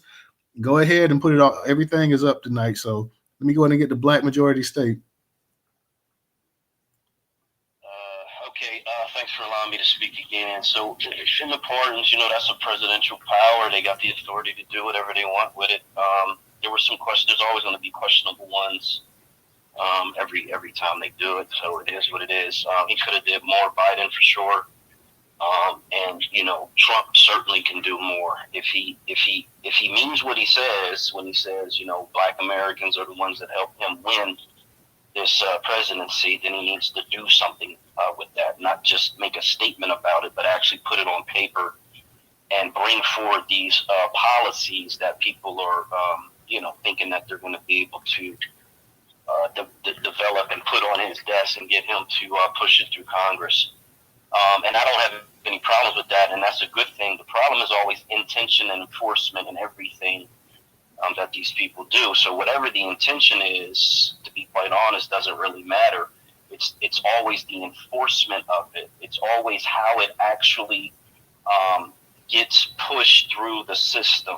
So you can intend to do a whole lot of great things, I think the road to hell is paved with good intentions. So you can always intend to do whatever it is that you intend to do, but until you actually put effort, resources, and physical action behind it to actually bring it to fruition, and then make sure that it is enforced over multiple generations, then it really is just an intention. And I think sometimes people get confused by intentionality and not by how does the structure actually work, how does the system actually work to ensure that the enforcement of the original intention continues from this decade to this century to this millennium. And we gotta, in my opinion, we have to stop being so focused on the intention and be more concerned about the structure of how those things happen over time, regardless of if it's a Republican in the White House, a conservative, or if it's a Democrat liberal in the White House, or in the makeup of Congress even. DJ had me crying. Shut up, DJ. When I was in my street days, right, there was a red gang, there was a black gang, and there was a blue gang. And so I use red, black, and blue. There's a lot of different reasons behind it, but it's something that I remember in my childhood. And the thing about it was I had relatives who were participants in each of those factions, right? This is my home city. We never had a big immigration issue. It was always just high school versus high school, neighborhood versus neighborhood. And then this culture comes in from the music, from the TV, from the movies, whatever, and people start participating in that. When someone from two rival factions killed each other, we didn't take joy in that. We didn't celebrate in that, because what we were doing, and I'm not in no way in shape or form am I incriminating myself because I played a very little part in any of that. But we only saluted and cheered the things that we actually physically did, things that we were directly responsible for happening. And what this soap opera politics looks like from my perspective is people wanting to cheer things that other people are doing that they have absolutely no participation in. And influence is not power. Influencing and cheerleading from the stands and putting up a sign that says defense does not, in fact, make the defense on the field actually work. It's the people on the field that make the defense work. And I encourage us to get on the field, whatever that looks like. And I know across this nation where we are this large ethnic group that we are very limited in what we can do, extremely limited in what we can do, because that's the way the system is designed. And so we got to think about things over multiple generations, how the structure, I don't know who's speaking right now. Hey, somebody has an open mic. Go ahead, Clyde. You got it. Okay, yeah. So how the system is structured and how effective we can be in a limited structure scattered across the country as the largest ethnic group. There are likely large ethnic groups in China that have no power. There are likely large ethnic groups in Russia and in some African country, all over the country, wherever there are different ethnicities, there are likely large ethnic groups that are marginalized and oppressed and suppressed and have no power. So while I appreciate that, and in fact it's something that I put in the book that I wrote 6 years ago about the fact that we were either second or third, and the Mexicans or the Germans were usually in this 1, 2, 3 jostling of these different groups. I made that a very clear statement in the book that I wrote 6 years ago. It doesn't change anything about our condition to be the largest group if we have no actual authority to change anything. And I'll land with that. All right. Thank you, Black. Let me go ahead and get the Black Pressure. Pressure, you still there? Yeah, I'm right here. So I have a question, and I specifically want to hear from the family that from the East Coast, is there anybody from the East Coast? And I'm asking the question. So what I've been noticing out here, and this question is based on proximity. So, everybody knows I'm in East, and I'm in South Texas. So what I've been noticing is a lot of, and when I say proximity, as far as Hispanic ethnicities, we're a vast majority. You're going to interact with Mexicans, like I say, because of proximity, Texas, Mexico. So what I've been noticing is that the Mexicans out here really have taken the bass out of their voice. I know I'm in I go to the grocery store, and there's a few Mexicans I come across. As they should. Yeah, for sure. I was in the grocery store, and me and all of the Mexicans were so apologetic. I went to the washing area today. I don't know. Y'all might call it laundromat. Other parts would call it washing area in South Texas. And me and all the Mexicans, it's funny how everybody spoke English. They held the door for me. Everybody was greeting me. Everybody's, just so cordial now. But the reason I'm the family on the East Coast, because like I said, proximity is going to be, we're not going to have the concentration of Puerto Ricans and Cubans and what's the other Latin Caribbean people. Like I said, mostly Mexicans out here because of the proximity. So if y'all notice any attitude, or like we've been seeing on TV, like a lot of places that have Puerto Ricans and Cubans and Dominicans concentrated, are you seeing those spots emptied, or what's going on with y'all? Well, even though I'm in Florida, I'm in Tallahassee, so we don't have a big Latino Hispanic population up here, like down south and in Central Florida. So I'm not really seeing anything pressure from where I'm at right now. Now down south, where I grew up at and stuff, further down south, that would be different because you have a huge Puerto Rican, Dominican, Cuban population in South Florida where I grew up at. But North Florida, Tallahassee to be exact, I'm not seeing that because, like I said, our Latino Hispanic population may be at something like 2-3%. Like they're low here, they're small here, but so I'm not seeing it. And then I think one of my cousins that do construction work, he was saying that, hey, a lot of them actually disappeared and went away right around the time that Trump actually got into office because they were fearful of deportations and everything else like that. So a lot of them apparently actually got up out the paint. I can't say. I'm a little bit further than you are, total right next door, kind of, sort of, but a little bit further in the cat. And I don't see them when I go and grab one coffee. Somebody got a hot mic. Hey, Trouble. Oh, that's my bad, Trouble. I'm sorry. I'm in South Cat. Okay. So we've had, over the years, I noticed when I first moved to South Carolina, there was a large population of Mexicans in the small town that I was living in. And it was weird to me that none of the residents, was really paying attention to, how many of them, because they thought that they were seasonal until the white folks started buying homes and putting them in there. And subsequently, the black residents that was living in those homes, they were, once their lease ran out, they didn't renew their lease. Those people had been living in those homes for 5, 6, 7, however many years. So now what I'm noticing, even here in the city, is that a lot of them, because they used to show up around that COVID time. Before COVID, all I seen at the stores, I'll put it like this, it was black and white workers going to work in the construction vans and the trucks, the whole work crew. After COVID, all you seen was Mexicans, and they brought over a gang of Ukrainians with their rude, nasty behind selves. And these last couple of weeks, I haven't noticed those jokers inside of the stores. It's black. It's back to black and white workers, and you don't see those Mexican workers that roll up in, 10, 12 deep inside of the work trucks like it was before.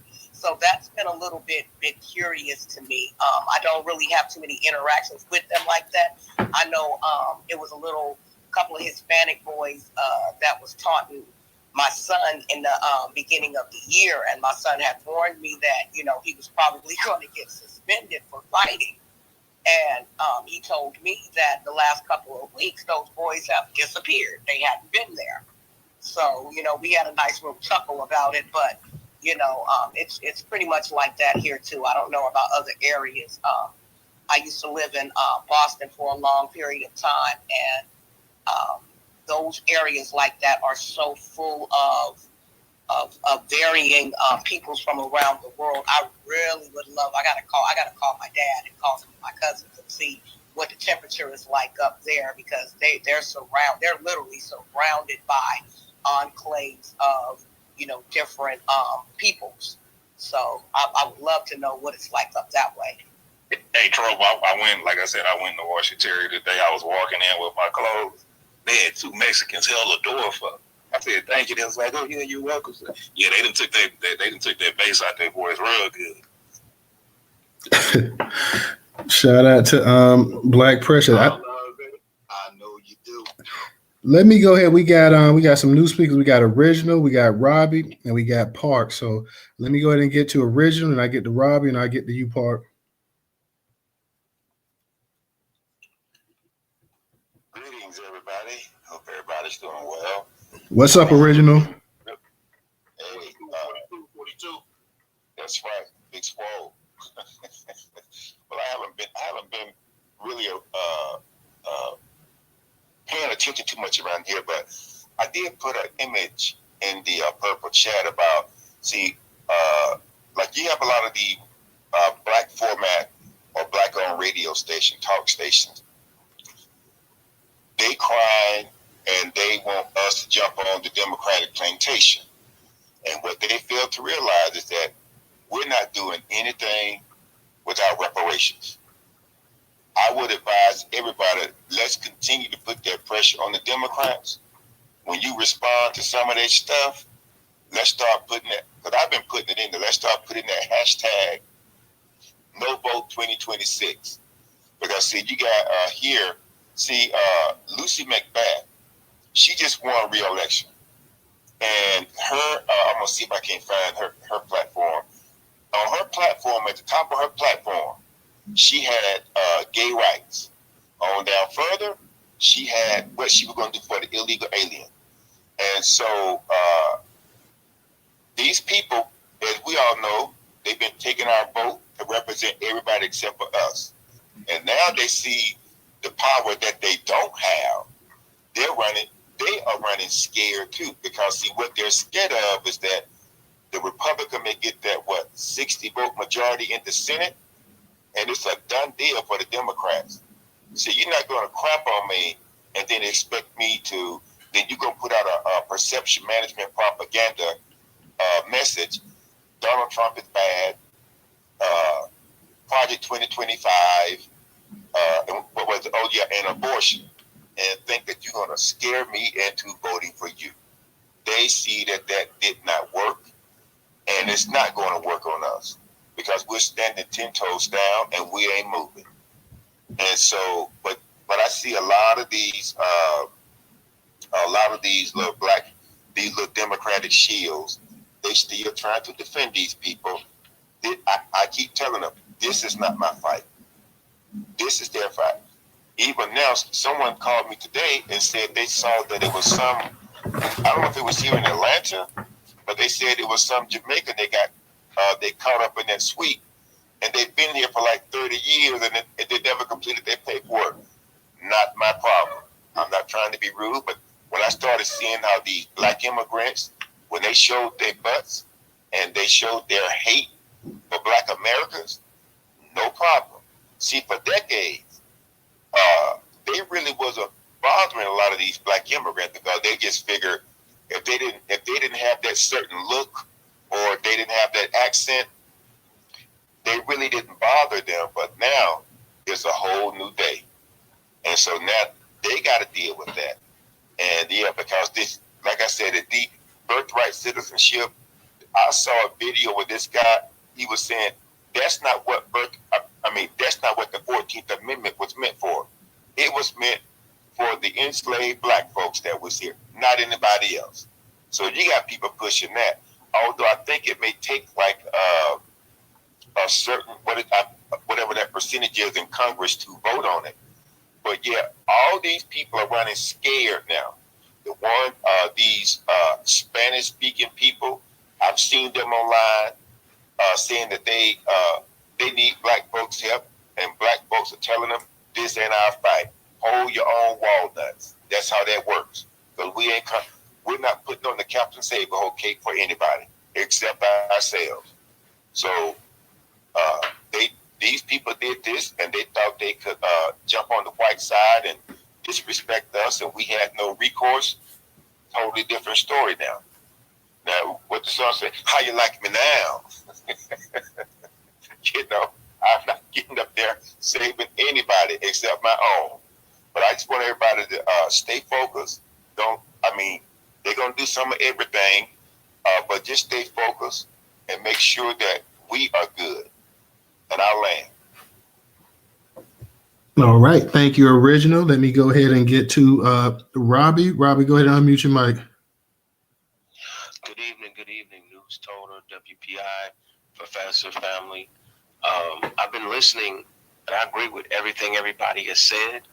I think on the proverbial political chessboard, though, I'm looking at Elon funny style. I'm remembering Trump's first, term, and I seen how when he did all those tax breaks, they started implementing a lot of AI and automation. So I'm just curious, moving forward, if this is a play that they done made with like some of the business sector to say, look, yeah, and that's what the Hispanics played themselves, because they thought they were going to be able to leverage the little bit of imaginary heritage that they have, this revisionist heritage, that they're conquistadors and they're white, and you know what I'm saying? So now it's just like, their wake-up call. So that right there is entertaining, because as everybody has stated, they're getting buyer's remorse. But I'm also just looking at Elon funny style like, I wonder how much automation they're going to implement, not only where they're removing these workers, but where they're low-key doing these layoffs and taking advantage of like natural disasters. I really don't trust Elon, and I'm going to land my plane. All right. Thank you, brother. I appreciate you coming up here and cooking with us. Let me go ahead. Park, you had your hand up. You straight? Yeah, he's straight. Okay. What's up, y'all? What's going on? Not much. It's been too long. Yeah, I know. It's been a hot minute since you've been up in here. You want to add something to the topic tonight? Of course. Since listening to everybody, I've taken in the same viewpoint, and as everybody should, right, that these illegal immigrants are getting deported, which is great. One concern that a lot of people brought up, because it goes along with that instinct of what typically happens when groups of people are targeted, that other people will be next. And I want to put this out here because this could apply to many of our own family members or many of people in this call right now. Class microphone. So I'm going to put it on the Jumbotron. This is from the words of Trump. Hey, DJ, your mic open or something. He says, we also have many violent criminals in our country. However, that did not necessarily come here illegally, but have been arrested 30 times. And I want to add that's predominantly black people. I don't want these violent repeat offenders in our country any more than I want illegal aliens from other countries who misbehave. And he goes on to talk about how he wants to not deport, but exile violent criminals and repeat offenders that are American born to other countries. So a lot of people have this feeling because you see what happens across many other countries in the history where they go after one group and then another group is next. So we must understand that when he says violent repeat offenders, we all know who he's talking about, because if you read the comments of the post and the quote retweets, they say black people. I'm going to post it in the Jumbotron. All right. You just love to come up in the space. Hey, hold on, Professor. Hold on. I knew my man Park. I knew it wasn't gonna fail, Park, because I've been hearing this whole thing, and I got to kick it to my girl just Just Case, because she got the little one too. So I want to say this real quick. But every time I hear it, like this discussion come up, somehow it always centers around, well, Black Americans, y'all gonna be next. They gonna get y'all next. Y'all gonna be the one next. I personally am not saying this. I'm just repeating the words from the President of the United States. So the problem doesn't lie within me. The problem should for all of us lie within the words of the President, because he's talking about taking repeat offenders that are American born, which we all know are predominantly Black, and exiling them from America. So you have the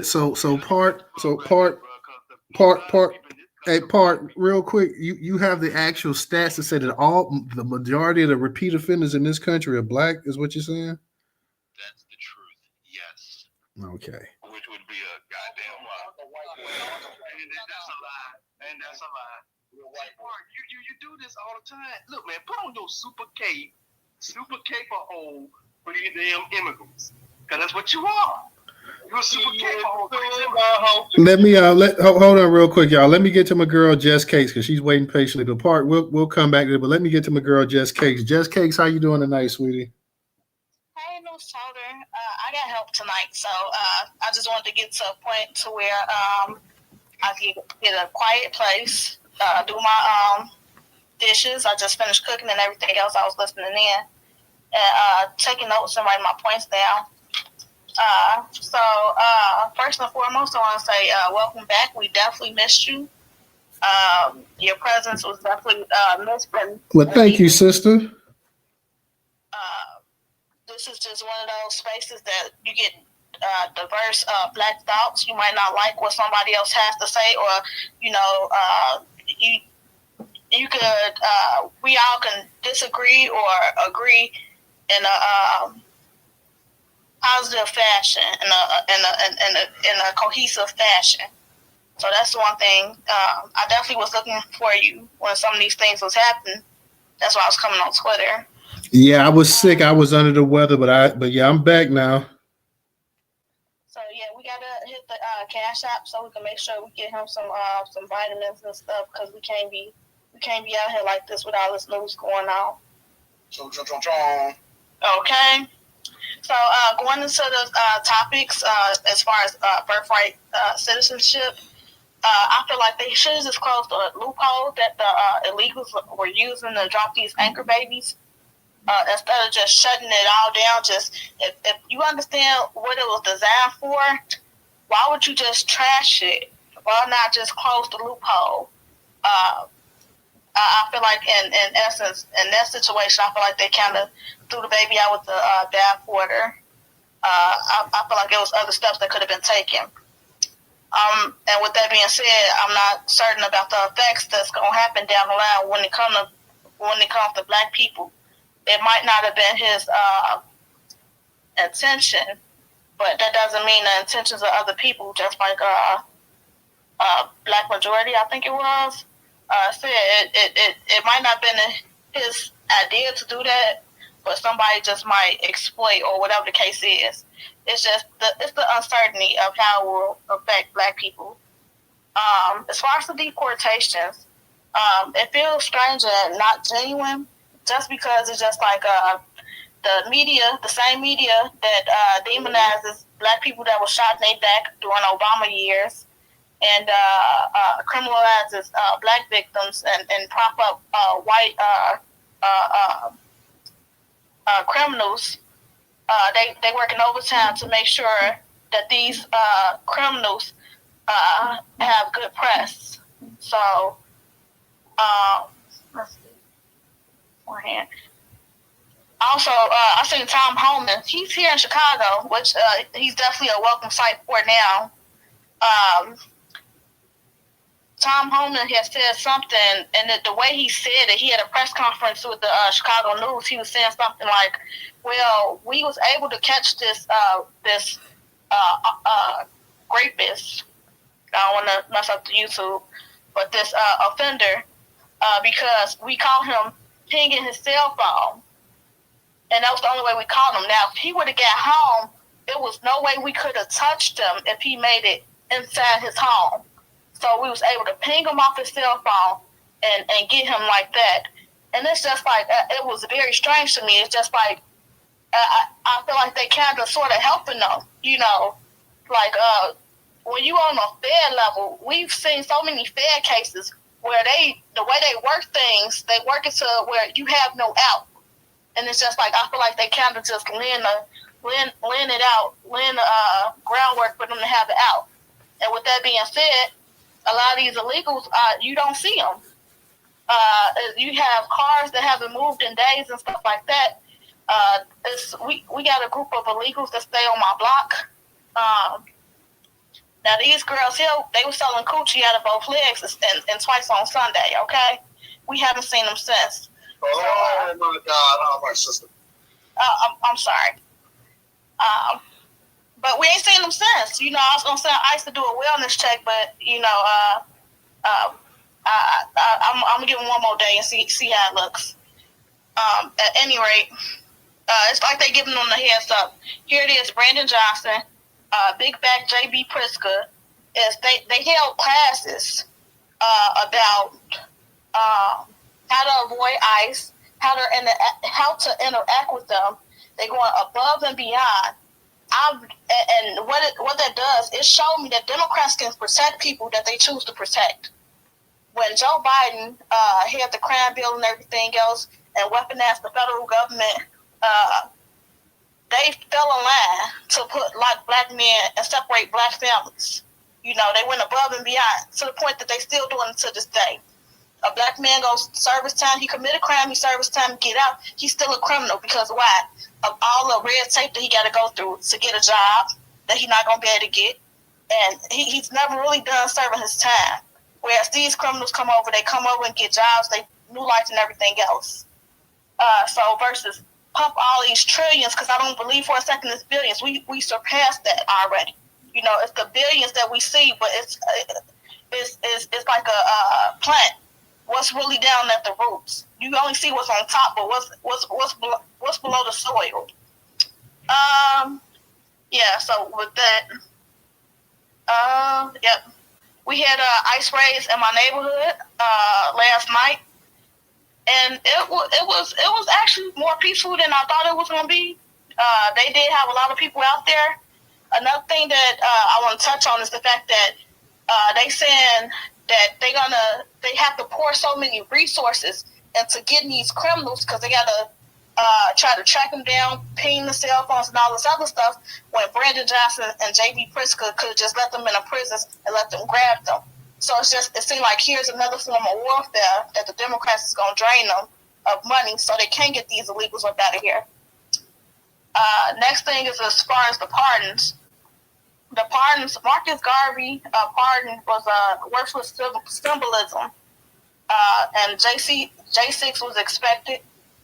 Joe Biden, when he first got elected, he thanked black people for being the reason that he was actually elected president. And his entire term, he gave black people his behind a kiss.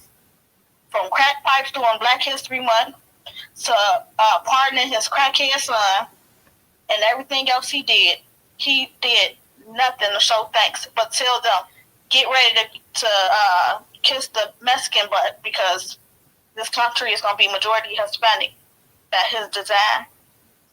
I appreciate the critical eye from everybody on both sides. It's not just Democrat. It's not just Republican. Black people are naturally we groomed to be wary of Republicans. But I love the fact to hear that, you know, we watching the Democrats too. That's a consensus that I noticed that, yeah, we got to hold both of these people accountable. Nobody going to save us but us. A couple of topics, and I'm going to land it. I'm not trying to be long-winded. I just wanted to get all my stuff out. Uncle Lori and Tiffany Henyard, they had Uncle Lori out here with this Tiffany, this Dalton mayor.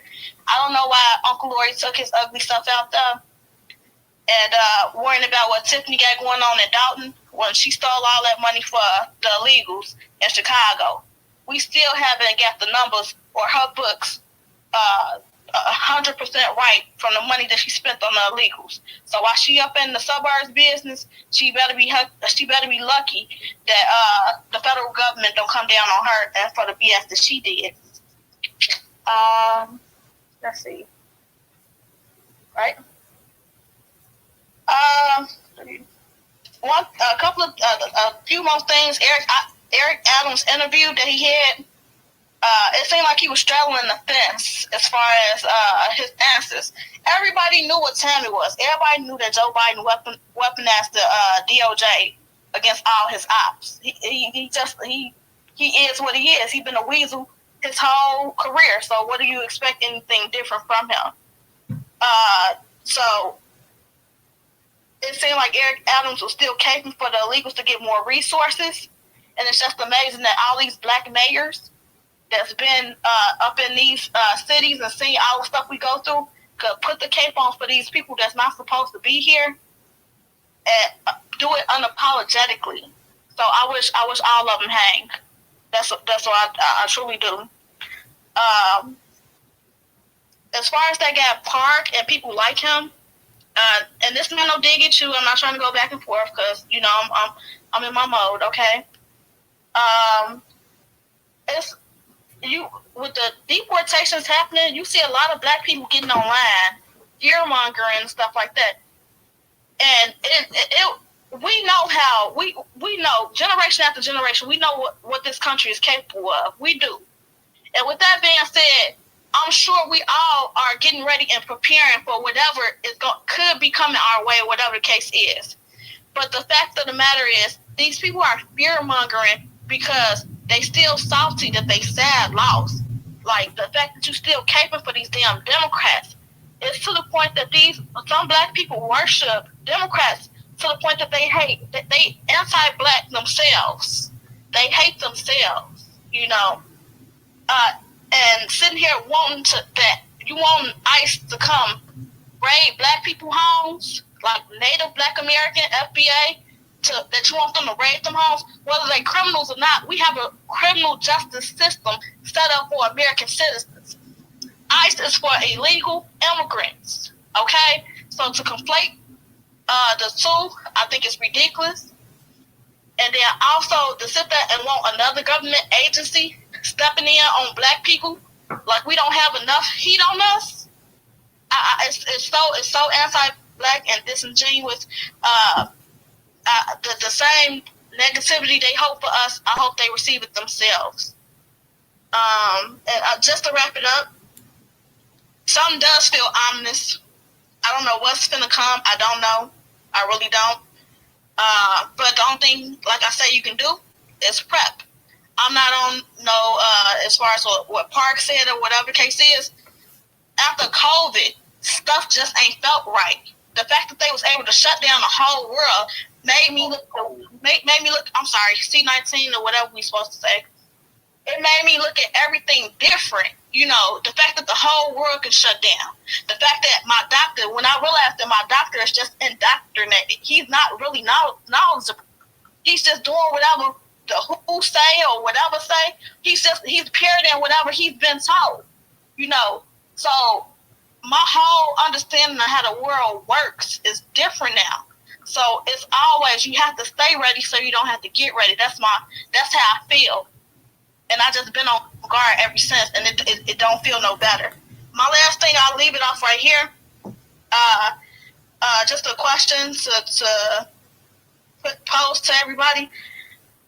I wonder, do y'all think Trump gonna make it to the end? With all those assassination attempts and stuff like that, we all distracted with everything that's going on with the deportations and the tariffs and everything else. Do y'all think Trump gonna make it to the end? Because it's just like with the amendments, with everything that's getting rolled back and stuff like that, if something was to happen to him, what type of president or what type of situation would we have with anybody else, including J.D. Vance? And I'll end it there. Thank you so much, y'all.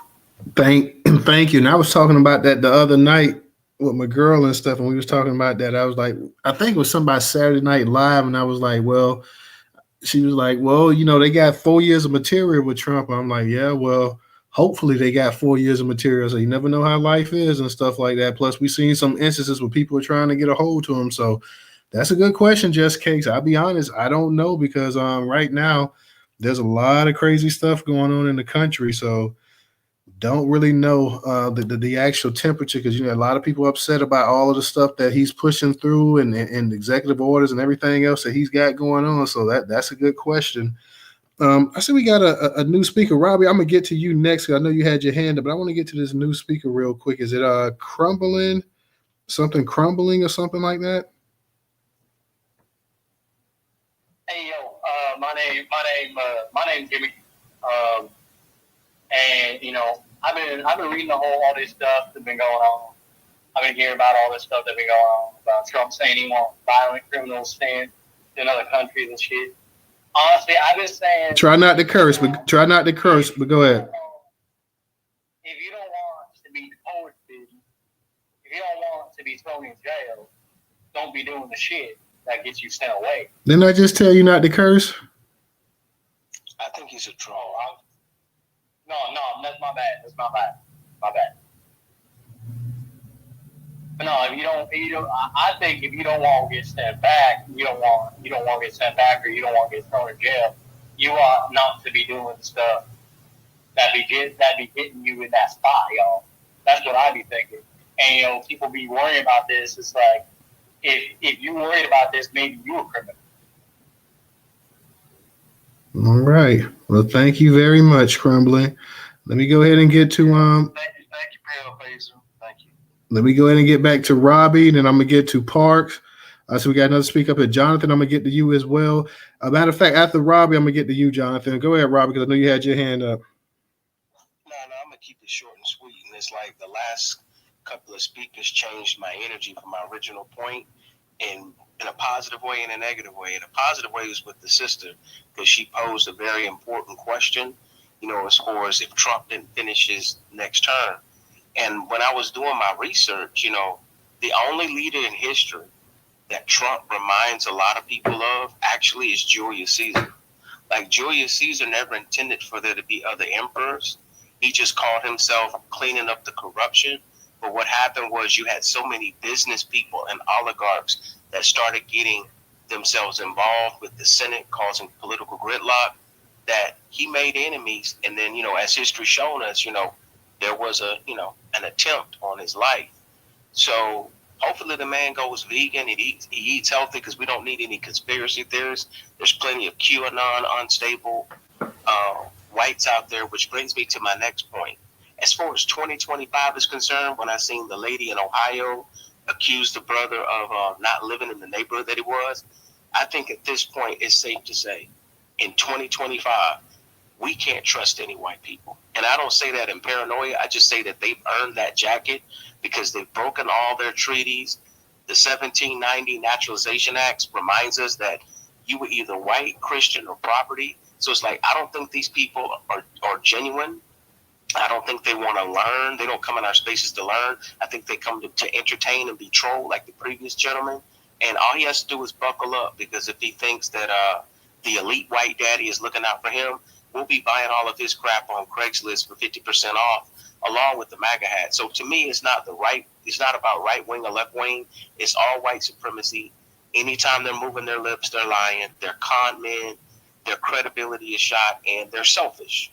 They're selfish and they're greedy and they're gullible, and that's going to be their downfall. So these, I call them, I think we're sitting on a bunch of C4. My metaphor for C4 is crypto crying Christian cowards. They invest in crypto. It doesn't work out for them. So then they get on the app all day and they cry and they say negative stuff about black folks. Then we ignore them. Then they get on drugs and then they turn to Jesus. And then at the end of the day, we know they're cowards. That's why they hide behind the law. They hide behind a badge, and they're hiding behind white daddy Trump. And it ain't going to work. And I'm going to land my plane. All right. Thank you, brother. I appreciate it. Let me go ahead and get to Jonathan. Jonathan, go ahead and unmute your mic. Appreciate it. Greetings, everyone. I just have a quick question about birthright citizenship. Personally, my understanding, I'm against it. But with the recent, somebody, y'all hear me? Yeah, I was in the matrix. My mic was unmuted, but go ahead. Okay, so I'm gonna get birthright citizenship, but with everything, the recent energy that's on it, I just want to get a better, broader understanding. I feel like I missed something, and my apology if you guys talked about it already, but somebody can just talk about why birthright citizenship is not good for Black Americans. You know, everybody's trying to get it. Again, I'm against it, but with all this conversation that's going on, I'm like, well, maybe I missed something, or maybe I got something wrong about it. If anybody can answer that. Well, yeah, I don't know where birthright citizenship is bad for Black Americans at all. I mean, you know, to me, it has nothing absolutely to do with Black Americans. When they're talking about ending birthright, I mean, because the whole law was brought into place because of Black people. So it really, to me, it doesn't impact Black Americans at all. It's actually talking about people who actually come over here and immigrate over here and have kids over here. To me, that's who they're actually talking about, who is focusing on this. You, me, you know, Black Americans, those are descendants of chattel slavery. That's what it was actually set up for, you know, to automatically basically become an actual citizen of this country. So I don't really see how it impacts us or is bad for us. And I think what people are trying to do is they're trying to go ahead and they're trying to use that kind of to scare Black people to a certain degree when they start talking about all this stuff. Oh, you know, they once they get them out of here, then they're gonna get you as well too. And yeah, because you had this white boy, I think that a week or so ago was sitting up here talking about that Black Americans was actually they were Americans or something, but they weren't citizens. Some kind of crazy crap he was trying to say or whatever. But I don't see whatsoever how it's going to negatively impact Black Americans at all, because you know that's actually who it was for. It was actually for Black Americans, the actual descendants of chattel slavery. It was a way of, you know, of saying, hey, you know, you guys have been born in this country for generation after generation after generation. You know, you had no political power, or you pretty much forgotten about that. You are citizens, you are Americans. So I don't really see how it could impact us negatively any way whatsoever. Now, is anybody else, Robbie, you may want to speak on it, or Park, anybody else, but I don't see how it could actually be a negative thing for Black Americans. No, it's not a negative thing for Black Americans. What it is white folks have themselves in a pickle, and it's a beautiful thing. See, now that we've delineated and now that we're using terms like FBA or freedmen, we've cracked the sleight of hand that they use, because they would always play dumb and say, well, it has to be lineage-based, because they never wanted to admit to the racism, the overt racism that's written in the Constitution, you know what I'm saying, written in all of their laws, like I said, with the Naturalization Act. See, when they did that naturalization part with the 14th Amendment, they really meant that to be for non-Christian white people to take advantage of. Because you got to understand, to preserve the Union, they turned their back on us during Reconstruction. You know, the Department of Justice was created for us. That's why it makes my colon bow that Trump is doing the stuff he's doing. And I really don't think it's by accident that they're trying to, you know, release all this stuff on MLK, but that's a whole other issue. To your point, there's an Asian guy. We go with another tether. Juan Kim Art. He was an Asian guy in 1898 that was challenging the Naturalization and Birth Act because he was born, but his parents weren't citizens. And really what it was is, I'm white and I say so. You got to realize every 20 to 50 years, you know, that's a generation. His family had a bag. America had dealings with Chinese diplomats and Chinese people. So they kept Chinese people ambiguous to use them as a buffer class against us. And the interesting thing is, during segregation, you had a lot of Asian people who were here that were basically classified as white. They were able to go to school with whites. They were able to marry into whites. They were able to go to military academies. And the same thing with a lot of Hispanics. You had some Hispanics even during Jim Crow that were sheriffs, that were, you know, enforcing some of the laws. I guess it just all depended on how light they were. And with white people, depending on where they were, I'm white and I say so, because they were advocating, you know, to be considered white. But that white status has always been something that Europeans have dangled to keep mulattoes under control and to keep these other people basically turned against us. They did the same thing with the red natives in the 1750s, I believe. They were telling them, the 5 civilized tribes, they said, we'll allow you to have your own sovereign nations. You just can never ally with the American Negro. So no one wants to be treated like the American Negro. Everybody plays all this linguistic gymnastics because at the end of the day, you're either choosing humanity or white supremacy. And everyone else has always chose white supremacy. And this time, they betted on the wrong course. They should have betted on Seabiscuit. Where's Seabiscuit? We're the one they think you can't win. And we're about to cross the finish line. We have nowhere to go but up. Everybody else bet on the wrong crap table. You feel me? They played roulette. They didn't bet on black. They played it on red. You know what I'm saying? So I'm gonna as WPI said, we're gonna listen to these knackers squirm. But the more they talk, the more they making our reparation claim for us. In other words, if white folks are gonna come out and just be blatant, like, look, the white man's country, like it was in 1790, then that means break us off our reparations. Let's play Pictionary too. You need to give reparations to the people the Civil War was fought for. You need to give reparations to the people that the DOJ was assigned to protect. Right? So why are we playing dumb? The key word is playing. Yeah, I agree 100%. And last thing I'll say, just as a whole, during this election, I guess the last one, I've never seen black people, well, some black people act so afraid, yo. I'm like, yo, when did we become so gullible and so afraid? Like, we don't see everything this country can throw at us. And we lose because of what we potentially stand to lose. Your car, your baby, your Benz, your house out in the hills next to white person, this, that, and the third, far away from the Negroes. I want them far away from my mother. Joe Biden, you know what I'm saying? But go ahead. Yeah, man, I agree. You know, for you guys don't know me, I'm in ministry. I work in church and stuff like that, and colleges. And man, I'm like an outlier. I get to talk about this stuff, boy, they be ready to take me out of there on a big story. My money's right. You mess with my money, Captain. You mess with them churches later. You know. Hey, Bobby, get me back, Bobby. For real, man. And I just be questioning. I was just trying to get people to think, man. Like, you know, it's just disheartening. And last thing for real, for me, it started when the vid happened, and they were trying to make everybody do that. I really thought black was gonna push back hard, and we did. But I was just surprised to see if I just fall in line.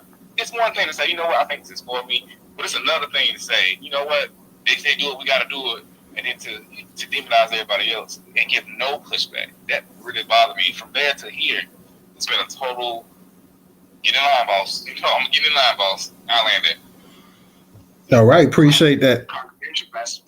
Thank you for coming up, Jonathan, as well. Appreciate that. Let me go ahead and get back to Park. We ain't gonna keep it going too much. I'm gonna get to Park, and I'm gonna get the black majority state. For whatever reason, when Park comes up here, I don't know if some of y'all get riled up or whatever, but let Park speak. And then if y'all got something to say afterwards, go ahead and respond. Go ahead, Professor. Let him get it in real quick. Go ahead.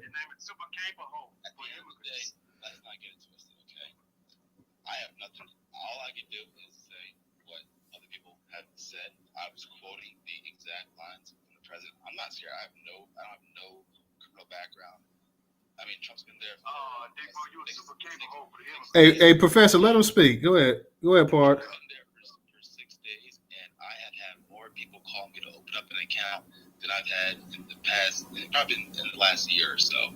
So I have no problem with Trump. I mean, I've made money off the Trump coin. The market has performed pretty decent up until today, right? So I'm fine. My only thing is knowing how the government works. The Bureau of Justice, the BJS, has put out numbers regarding race and recidivism when it comes to prison. And we know that Black Americans have a 74% rate of, unfortunately, because of racism, not because we're actually doing these things. Half the time, we're forced so much into doing it, unfortunately. But I'm just saying, he's putting out the idea of exiling violent criminals, repeat offenders, and that's all I'm trying to say. I'm not making any of this up. All I can do is share what the president has said, provide my insight into the fact that we know how the justice system has disproportionately affected Black people, and we know that whenever these crazy policies come out of the government, whether it be a Democrat or a Republican, we all know who the first color of victims will be. We all know who they target first with these craziness, with the craziness. So the idea that I'm fear, mongering, or that I'm, trying to cape for anybody, no, I don't care. it's about the grade for me when it comes to the president. The first Trump term, the market returned 66%, I think. Biden returned 57%. So I'm hoping that we can get a better return under this with Trump 2.0. You know, follow the money. All I can say is that I know that there's a lot of people who are repeat offenders. You know, I don't know who you are, but this is something that the president has said. So I think that considering, you know, the president's words have some kind of, the words of the president matter, just consider it. He's not saying these things for fun. What happens is that Trump says these things, we all laugh, we say it's not going to happen, and then it does happen. So I do believe that he is actually serious about taking repeat offenders and taking them out of the country, because when you are a prisoner, you are not, you no longer have any rights. You are the property of the government, and the government can do pretty much whatever they want to do with you. So me personally, I don't think it's a good idea to exile Americans, but you know, I dropped in some tweets from his supporters where they're happy and they're saying exactly, you know, what I'm referring to. They all know what image comes up in their mind when you say repeat offenders, and they're happy to hear it, right? So all I can do is follow the money, follow the green. I'm happy that he's here. Everyone knows that their 401k did pretty well under Trump 1.0. Like I said before, Biden was pretty good return to the market, but I'm excited to see what happens out of this one. All right, Park. I think I can say for most of the people in the space, you know, I'm not what do you say, like a repeat offender or anything like that. But for the most part, nobody's afraid of that. Nobody's thinking about that. If they do try it, then it's going to be, you know, it's going to be a huge backlash. So it's not going to be, well, you taking some of these immigrants and stuff, and you hitting ICE and you just escorting them out like that. It'll be a completely different story. So, yeah, I'm not really worried about that. We'll see exactly what's what, but for the most part, I don't. But it has been since they started talking about the birthright citizenship and deportations and everything else. Everything has somehow been, you know, come back full circle on Black Americans. Oh, well, you know, they doing this to these people, and y'all next, and this and that, whatever. So that's what I've been saying. That whenever they've been talking about, you know, doing something that's going to impact illegal immigrants and stuff like that, and it's somehow Black Americans' name get drug up in it as well. Too, like, well, you know, once they get through sending them overseas and sending them back home, you guys are going to be next, and all this other kind of stuff. And yeah, I don't think anybody has really worried about it. I think the thing is, like, I don't think it has to do specifically with illegal immigrants. I think there's just a lot of people who happen to have a really strong interest in world history and an interest in governments who target groups, whether it be, you know, one group or not. People understand, we take a look at history, that typically what happens when people, you know, run campaign on, you know, us versus them, you know, they often can run out of them, right? And you have to find a new them. I'm not saying that's what's going on, but I'm just saying that it is a, you know, historical, scholarly, whatever you want to call it, take and viewpoint that people who run on these campaigns of us versus them, if they can run out of them, then they have to find a new them. Is that true or not in this case? I hear what you're saying, but I just, like I say, I don't believe it. I'm not sweating it. I'm not worried about it or whatever. A lot of this stuff, you know, now people say, if people want to say DEI, whatever they want to say, that affects Black people. Okay, fine. But you're talking about Black people being you're talking about actually American citizens, whether they're in jail or not, in prison or not, they're still American citizens. So to sit up here and say that you're going to take American citizens that was born in this country and you're going to go ahead and you're going to ship them overseas. Yeah, I don't believe that, because if you get to that point, whether you want to say that the vast majority of the repeat offenders are Black or not, well, guess what? You still got white repeat offenders as well, too. So what are you going to just go? But I'm just saying, you would agree. Hold on, Park. You would agree that you have white repeat offenders as well, too. So you can't just sit up here and say that 100% of repeat offenders are not Black. So you can't sit up here and say, if we're going to come up with a law and all of the repeat offenders, we're going to get them out of the country, and all of them just going to happen to be Black. Well, guess what? You have to have some white ones that's going to be going and getting deported as well, too. I think the best case would be to take a look at the death penalty. We all know that disproportionately black people are given the death penalty more than white people, when we all know that both races commit crimes at a very similar rate, right? We all know that the indictment and the prosecution, rates are different. But why is it? I mean, again, I'm not making this like a Democrat. I'm just saying, like, we all know that how the government works. I'm not trying to fear anybody.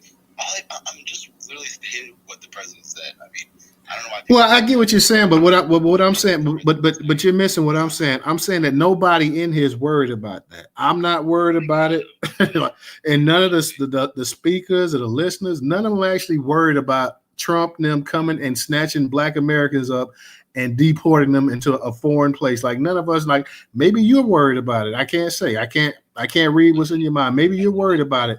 But I'm not worried about it in the least bit. I'll put it even this way here. I'm not going to lose an ounce of sleep over it. How about that? That's fine. I got nothing to worry about. All I'm saying is that everybody, the president says words, and that we should consider them to be relatively serious. When he said the tariffs, we all joked, we all laughed. Not all of us, but some of us laughed and said it's not going to happen. And it sounds like they could be happening, right? So he says things for a reason. I don't think he just said this thing without actually having. Hey man, look, let me tell you, man, we just need to do a deportation of coons and people that want to cape with immigrants. We need to do a deportation, all of that. So let's start with you, Park, and let's start with Brandon Johnson up there in Chicago. Look at my Derek Adams up there. All these coons that keep caping, Kenyon Bass. We need to get y'all up out of here. That's what I'm trying to tell you. Ask also a quick question. Were you a political candidate at one time, and did you run as Democrat or Republican? As a Democrat. What answer? That answers everything. How does that answer anything? You technical. That makes no sense. That makes sense. A technical that wasn't funny.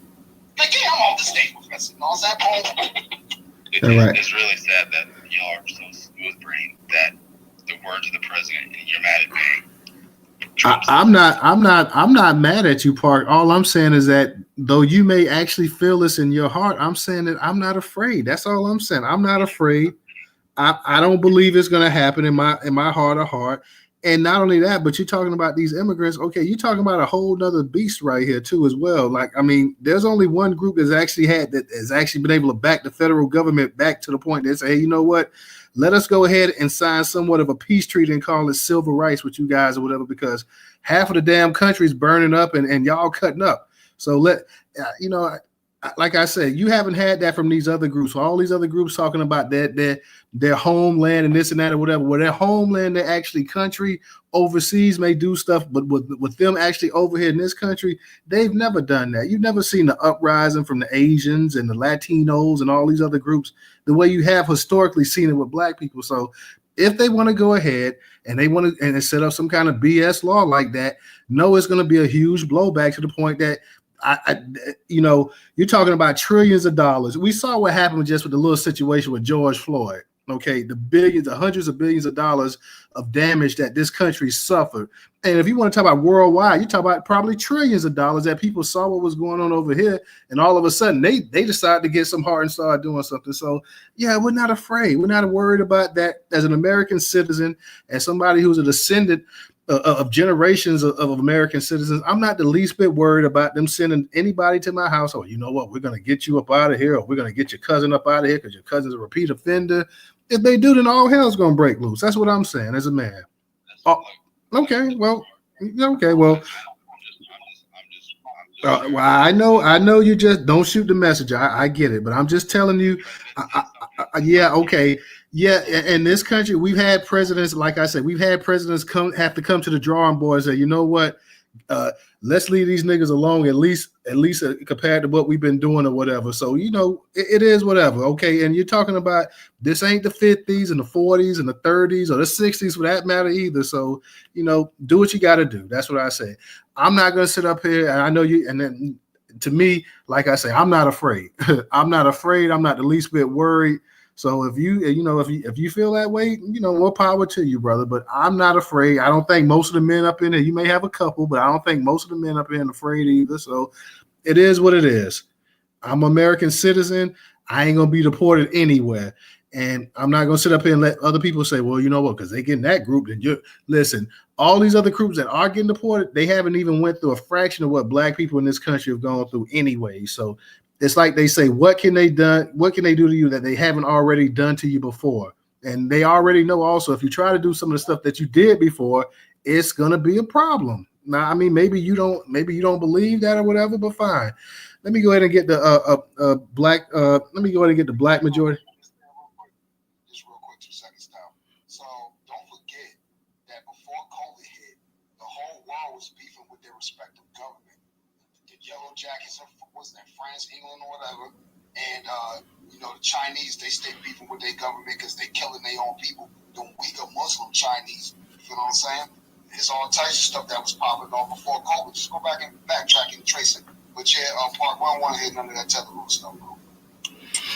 All right, let me go ahead and get to let me go ahead and get the black majority state, and then I'm gonna. Since you're getting money, make sure you drop a coin in Newstoter bank account. Let's go. I'm a subscriber. Thank you. Let me go ahead and get. Let me get to black majority state, and then I'm gonna get to trouble as well too. Yeah, go ahead. What you got? I'm stuck in the matrix. Yeah, I just want to say this. See, Park is pushing that Democratic perception management propaganda, and y'all know I have to put them into the purple chat again. Those 9 strategies of perception management. Number 1 is having clear goals and knowing the positions that you want people to hold. They want us to be afraid that we're going to be next. I've been hearing this online. Well, what the black folks going to do when they come after them? They've already came after us, and we're still here. See, you know what I'm saying? They've already done that. So we're not going to sit up here and allow somebody to manipulate our minds and saying that, well, we better jump on these. We better get back with the Democrats because they the only one that could save us. And let's not forget, Jim Crow Joe,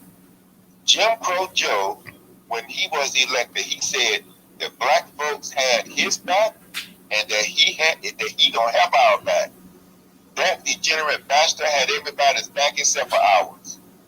And then turned around and got kind of upset when he started saying that we wasn't coming out to go. We was not gonna come out to vote for it. So these white folks don't scare me. No, and that's the thing. They won't see people like this. They want us living in fear. See, when you live in fear, you'll do anything to get out of it. Well, I'm not doing that because I'm gonna land with this. As Malcolm X said, when the sun go down, it's even Stevens. Let's go. Shout out to Original Blood 4242. Go ahead, Trouble. You got it. No, black majority was going for me, and then I'll go after black. Well, I don't know if the cheese spoke real quick. We want to get in the cheese, and then after that, black and whoever want to go to until we come back. Go ahead. No, I was just going to address what Park had said, because Park is the typical Democrat shield that would is the reason why. Because see, the Democratic base is just as toxic as the Democratic Party themselves. What you did was the power of suggestion, and you came in here on some erroneous foolishness about what the president said. Don't shoot me. The president said he's going to exile you niggas because you niggas are the ones that, y'all have the worst crime rate, and you all are the repeat offenders. Show me the proof. Show me the actual data. And I doubt you can show me the actual data because we all should know at this point that not all precincts report like they're supposed to. And every year when we get the crime stats, there's a lot left out. There's a lot to be desired about the crime stats that are put out there. They are highly inadequate. So you're not going to get the accurate numbers since you love stats so much. Y'all love stats, the stats. So it's erroneous for you to come and say, well, the president said he's going to exile y'all. That's not what he said. And even if that is what he said, you forget that we have something called constitution and laws in this country. That just because a fool says something doesn't actually mean that he could do it. Just like when you sign a contract with your job or other places, just because you sign these contracts, that actually means they could do what they said that they could do in the contract because there's a certain thing called law. And people do it every day, Pete. So let's stop playing this game where you can say, tell black people, because we're not scared of that. Well, black people are the most violent. Since when are we the most violent? If we was the most violent, like Democrat people would love for us to believe, and all of these crackers would love for us to believe, we'd have been told this mother sucker up. We'd have been turned this BITCH down. We'd have burned it down to the ground. We was violent. So I need you all to quit trying to tell us something that we already know is false. It's fake. It's koozie, And it's weird that you all keep trying it. I feel like you're trying. I really feel like you're trying. When you tell me something about, well, black people are the most violent, you ain't seen violence yet, baby. But if you like to learn a lesson in violence, I got a lot of anger pent up, and I need some people to kind of expend it on. So I've been holding it in. You know what I'm saying? I know I've been holding my violence in. So you can't tell me we the most violent because I've been holding it in. I've been doing a good job. Very good. So I just wanted to get you on that point right there. The Democratic Party and your base of people, y'all are the worst. Y'all are the absolute worst. And you are the reasons why we shouldn't vote Democratic for a very, very long time, because every last one of you deserve to be spanked. You deserve to be spanked based on the rhetoric that you keep trying to hit us all with. And if you're so scared, then won't y'all do something different? Won't y'all make something different happen? Won't y'all won't the Democratic base get on your Democratic elected officials and make them do something different? Won't you make them keep the promises that they said that they were going to keep, that they never kept before? Now you'll tell us that Joe Biden came in and said, oh, well, black people said, well,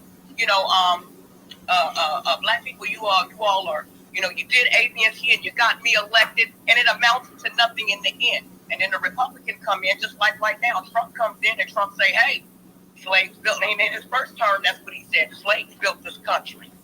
See, everybody want to praise black people, but then neither party is giving us anything after all of this praise has been said and been done. That's why I don't like the Democrats and I don't like the Republicans, because you can't praise me without giving me something in return for it.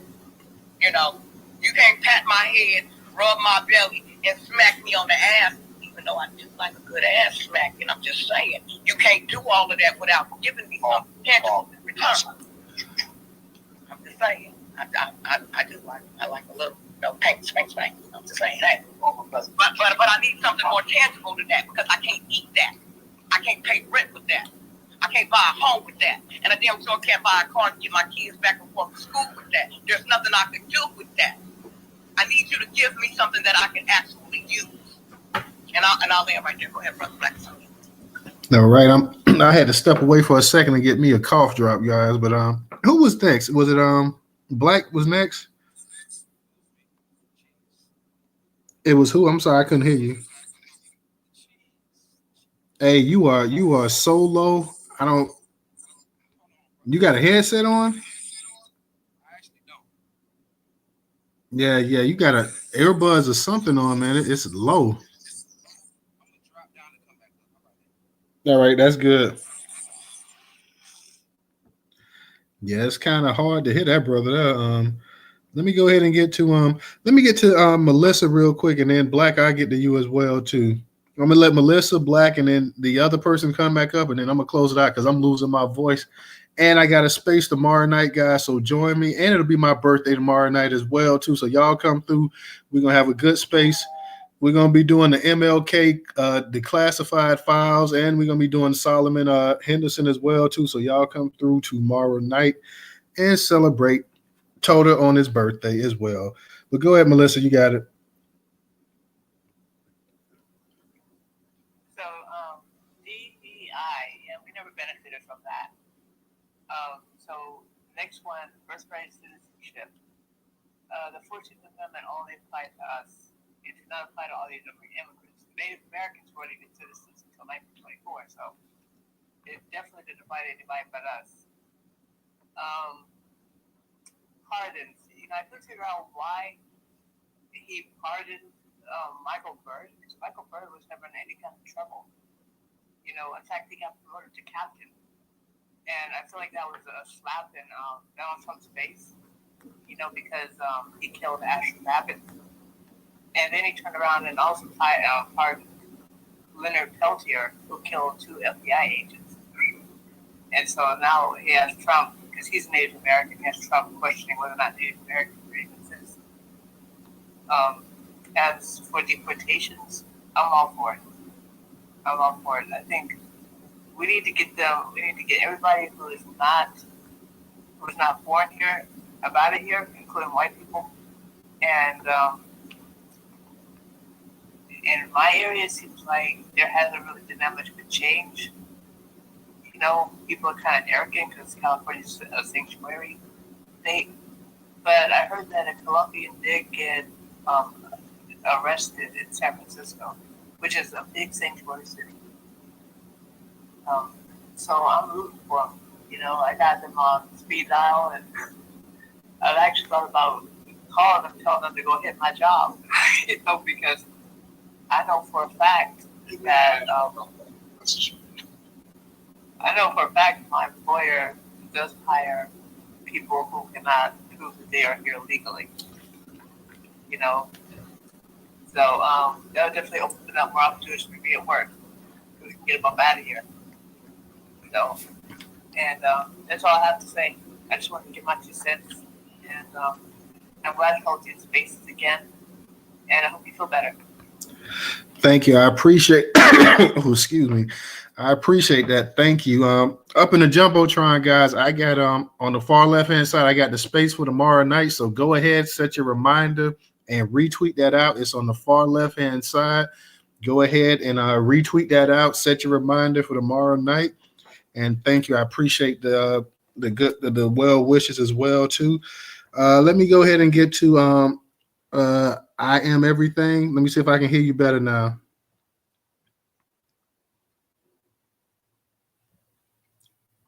The I Am Everything. Are you still there? This the cheese. The cheese. The cheese. Oh, the cheese. Okay, the cheese. I'm sorry. Well, I can hear you much better now. How you doing? You know what? I can't call it my smaller. I just came into the room. I know a few mutual people up in here I'm cool with. I came in the room and then I heard this guy. I want to say his name was Park. I don't know him. From Canopy. I keep on hearing Coon and so on and so forth. Tethercoin. There you go. That what he said had to have been some of the most like retarded shit I've heard in my. I can't try not to curse, brother. But go ahead. Try not to curse, but go ahead. That was the most idiotic thing I've ever heard in my entire life. He literally said that the government, the president is gonna pass a law to kick out American citizens into another country. What the fuck? Does that even sound rational to even say? When people say stuff like that, it kind of goes into the realm of like, what kind of people would the Democrats actually pander into? It's like you got to be one of the most soft brain. He even used the term soft brain. Like you got to be one of the most soft brain, idiotic people that even believe in some stupid shit like that. What the fuck is wrong with this dude? Hey, bro, you cursing too much, bro. You cursing too much. I just say you got to chill on the cursing. You going off too much. My bad, brother. My bad. Well, soft brain, idiotic things that the person never said. It just didn't make any sense to me. And I'm thinking to myself like, how could you say something that dumb and think that people are going to believe it? It doesn't make any rational sense at all, whatsoever at all. It doesn't compute. Like hundreds of thousands of Black Americans, white Americans, and other races of people get deported. So where are they going to go? Canada? Where are we going? It doesn't make any rational sense. Like, come on, man. Yeah, it just agitated me, man. It wasn't even the fact that he said it. It was the fact. Well, that was a matter of fact. It wasn't the fact that what he said is that he said it in the first place, and think that people actually care that that's supposed to be a possibility, which is not even the realm of possibility. It's not even possible to do. So I'll land there. My bad with the cussing, but I get a little passionate. But yeah, that dude, he just said some stuff that's kind of made me a little bit perturbed and upset. So I apologize. No problem. Appreciate you. Thank you for coming on up here and speaking tonight as well, too. Join us tomorrow night if you get a chance. Black Majority State, I'm going to let you go ahead and close it out. And I'm let you go and get the final word, and we're gonna go ahead and close it out so I can save my voice for tomorrow. Okay, I appreciate it. Happy birthday to you today, and I'll say it again tomorrow if I get on the mic. Appreciate it. Yeah, absolutely. So I'm gonna stop so I can actually cut this truck off so I can say this last part. Okay, so I had a lot to say, and I'm gonna try to remember what it is, but I'll try to do it as quickly as I can. So I didn't get to talk about birthright citizenship, and he mentioned pardon. So Biden, he commuted the sentences from death row over to life imprisonment for all federal prisoners except for 3. And I know Dylan Roof is one. There was the guy who did the Tree of Life shooting in my city at that synagogue, and there's another one. So I think in that act, he was attempting to spare the lives of people who he or his administration probably felt that Trump may actually execute. So you could take that as a good thing or a negative thing, however you want to do it. But he did not spare the life of Dylan Roof and this other character. And so he essentially set up these 3 individuals for execution by Trump. And so, again, take that the way you want to take it. In terms of the brother Park, he actually was saying something that was actually structurally factual, because he was talking about, well, he used the word black, but he's really talking about melanated foreigners who are subject to deportation. When this birthright thing came up, the first thing I did was I went to the Constitution. There's a website. You can actually go through it and search topics. And what you find is there's a concept called statelessness. And because of the concept of statelessness in the Constitution and in all these laws, cases that have come up, they have essentially declared it unconstitutional outside of a few very specific issues like terrorism or being a traitor to the country, that American citizen cannot be deported from the country. So that kind of ends all of that conversation. Americans have been deported in the past. There's a process by which they get back, and then they're eligible for restitution from the federal government if and when that happens, and it actually has happened before. In terms of the birthright citizenship, so a shout out to the woman, I think Miss Melissa just talked about white people being deported. Well, 100 million Europeans came into the country from like mid 1800s up into the mid 1900s. And they still continue to come into the country. And that is the preferred demographic that they want to bring into the country. They're not going to deport those people. So you have someone who people are championing because of things that he's doing, but not really understanding all of what he's doing, the full puzzle piece, if you will, or the full pie of what he's actually doing. So he's not going to be deporting Europeans. That's very, very clear. I put in your purple pill, and I'm going to go to my graphic so I can read this. So this says, applying equal protection of the cases in this court in which the 14th Amendment was applied during the first 50 years after its adoption, meaning, let's say it was 1868. That's roughly around when the 14th Amendment was adopted, and it had to go through veto and hurdles in order to get that in.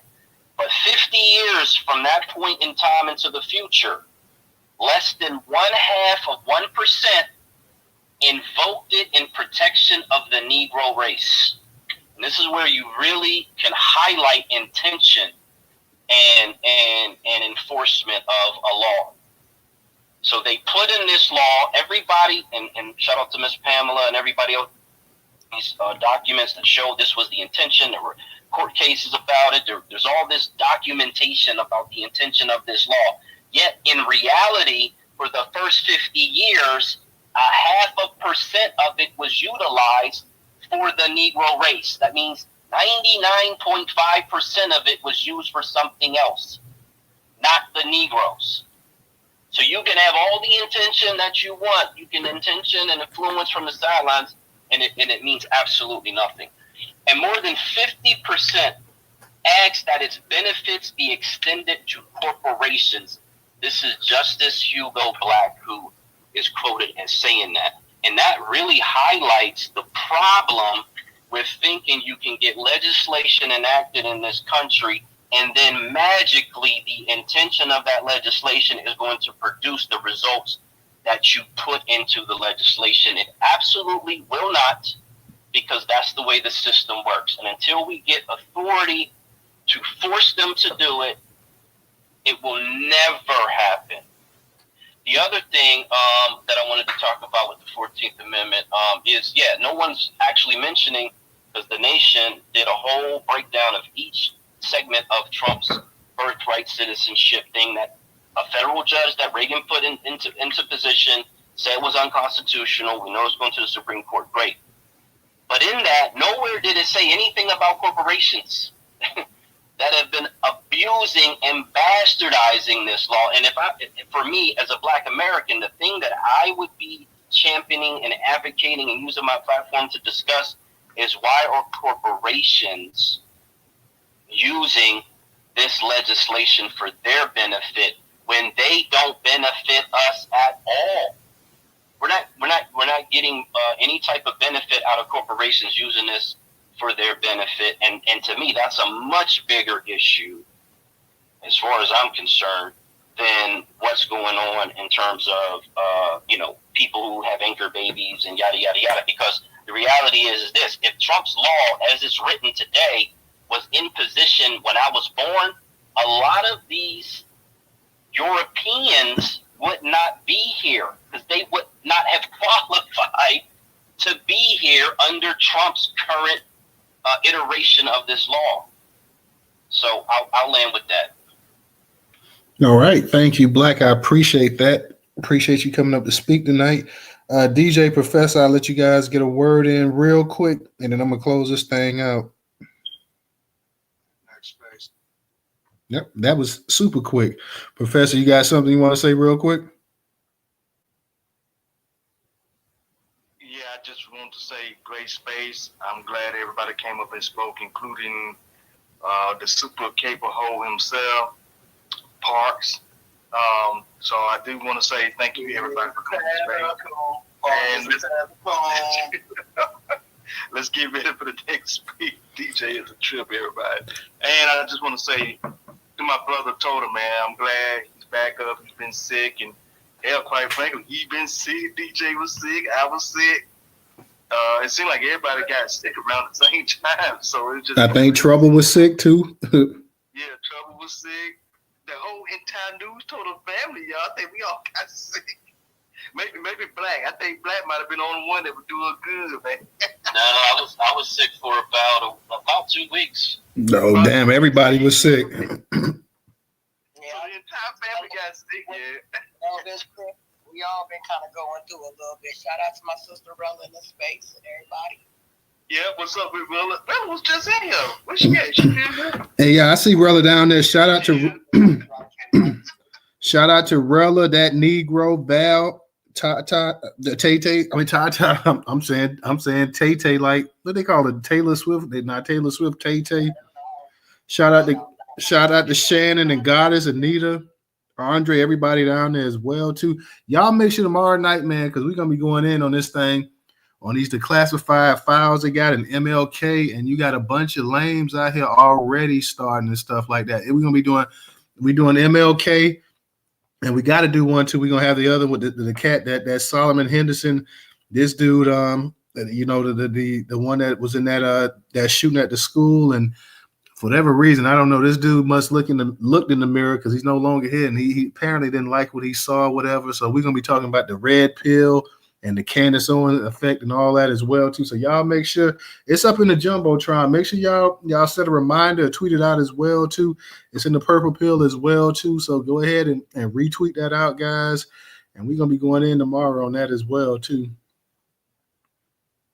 You want to say something real quick, DJ? I'm sorry. What'd you say, Trouble? I said happy birthday early. Oh, thank you, Trouble. Thank you. Happy birthday. Thank you. Thank you, Jess Cakes as well too. Y'all make sure y'all come tomorrow night and celebrate my birthday with me as we go in on all this stuff as well too. DJ, you got something? You go ahead and say something before you start your space.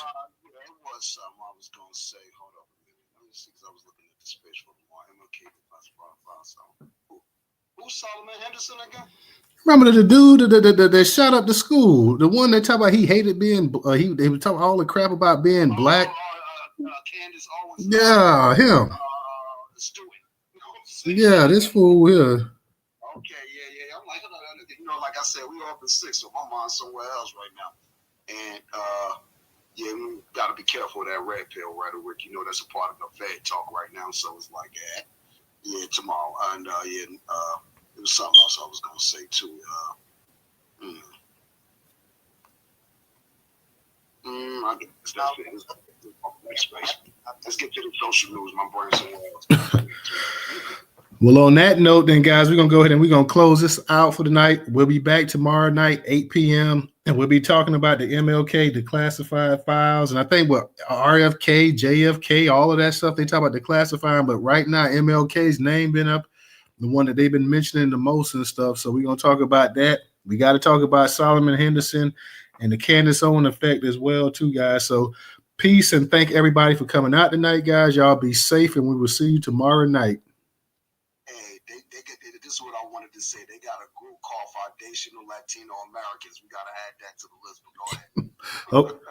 Oh, all right. Well, we're going to get ready. We'll holler at you guys tomorrow. Peace.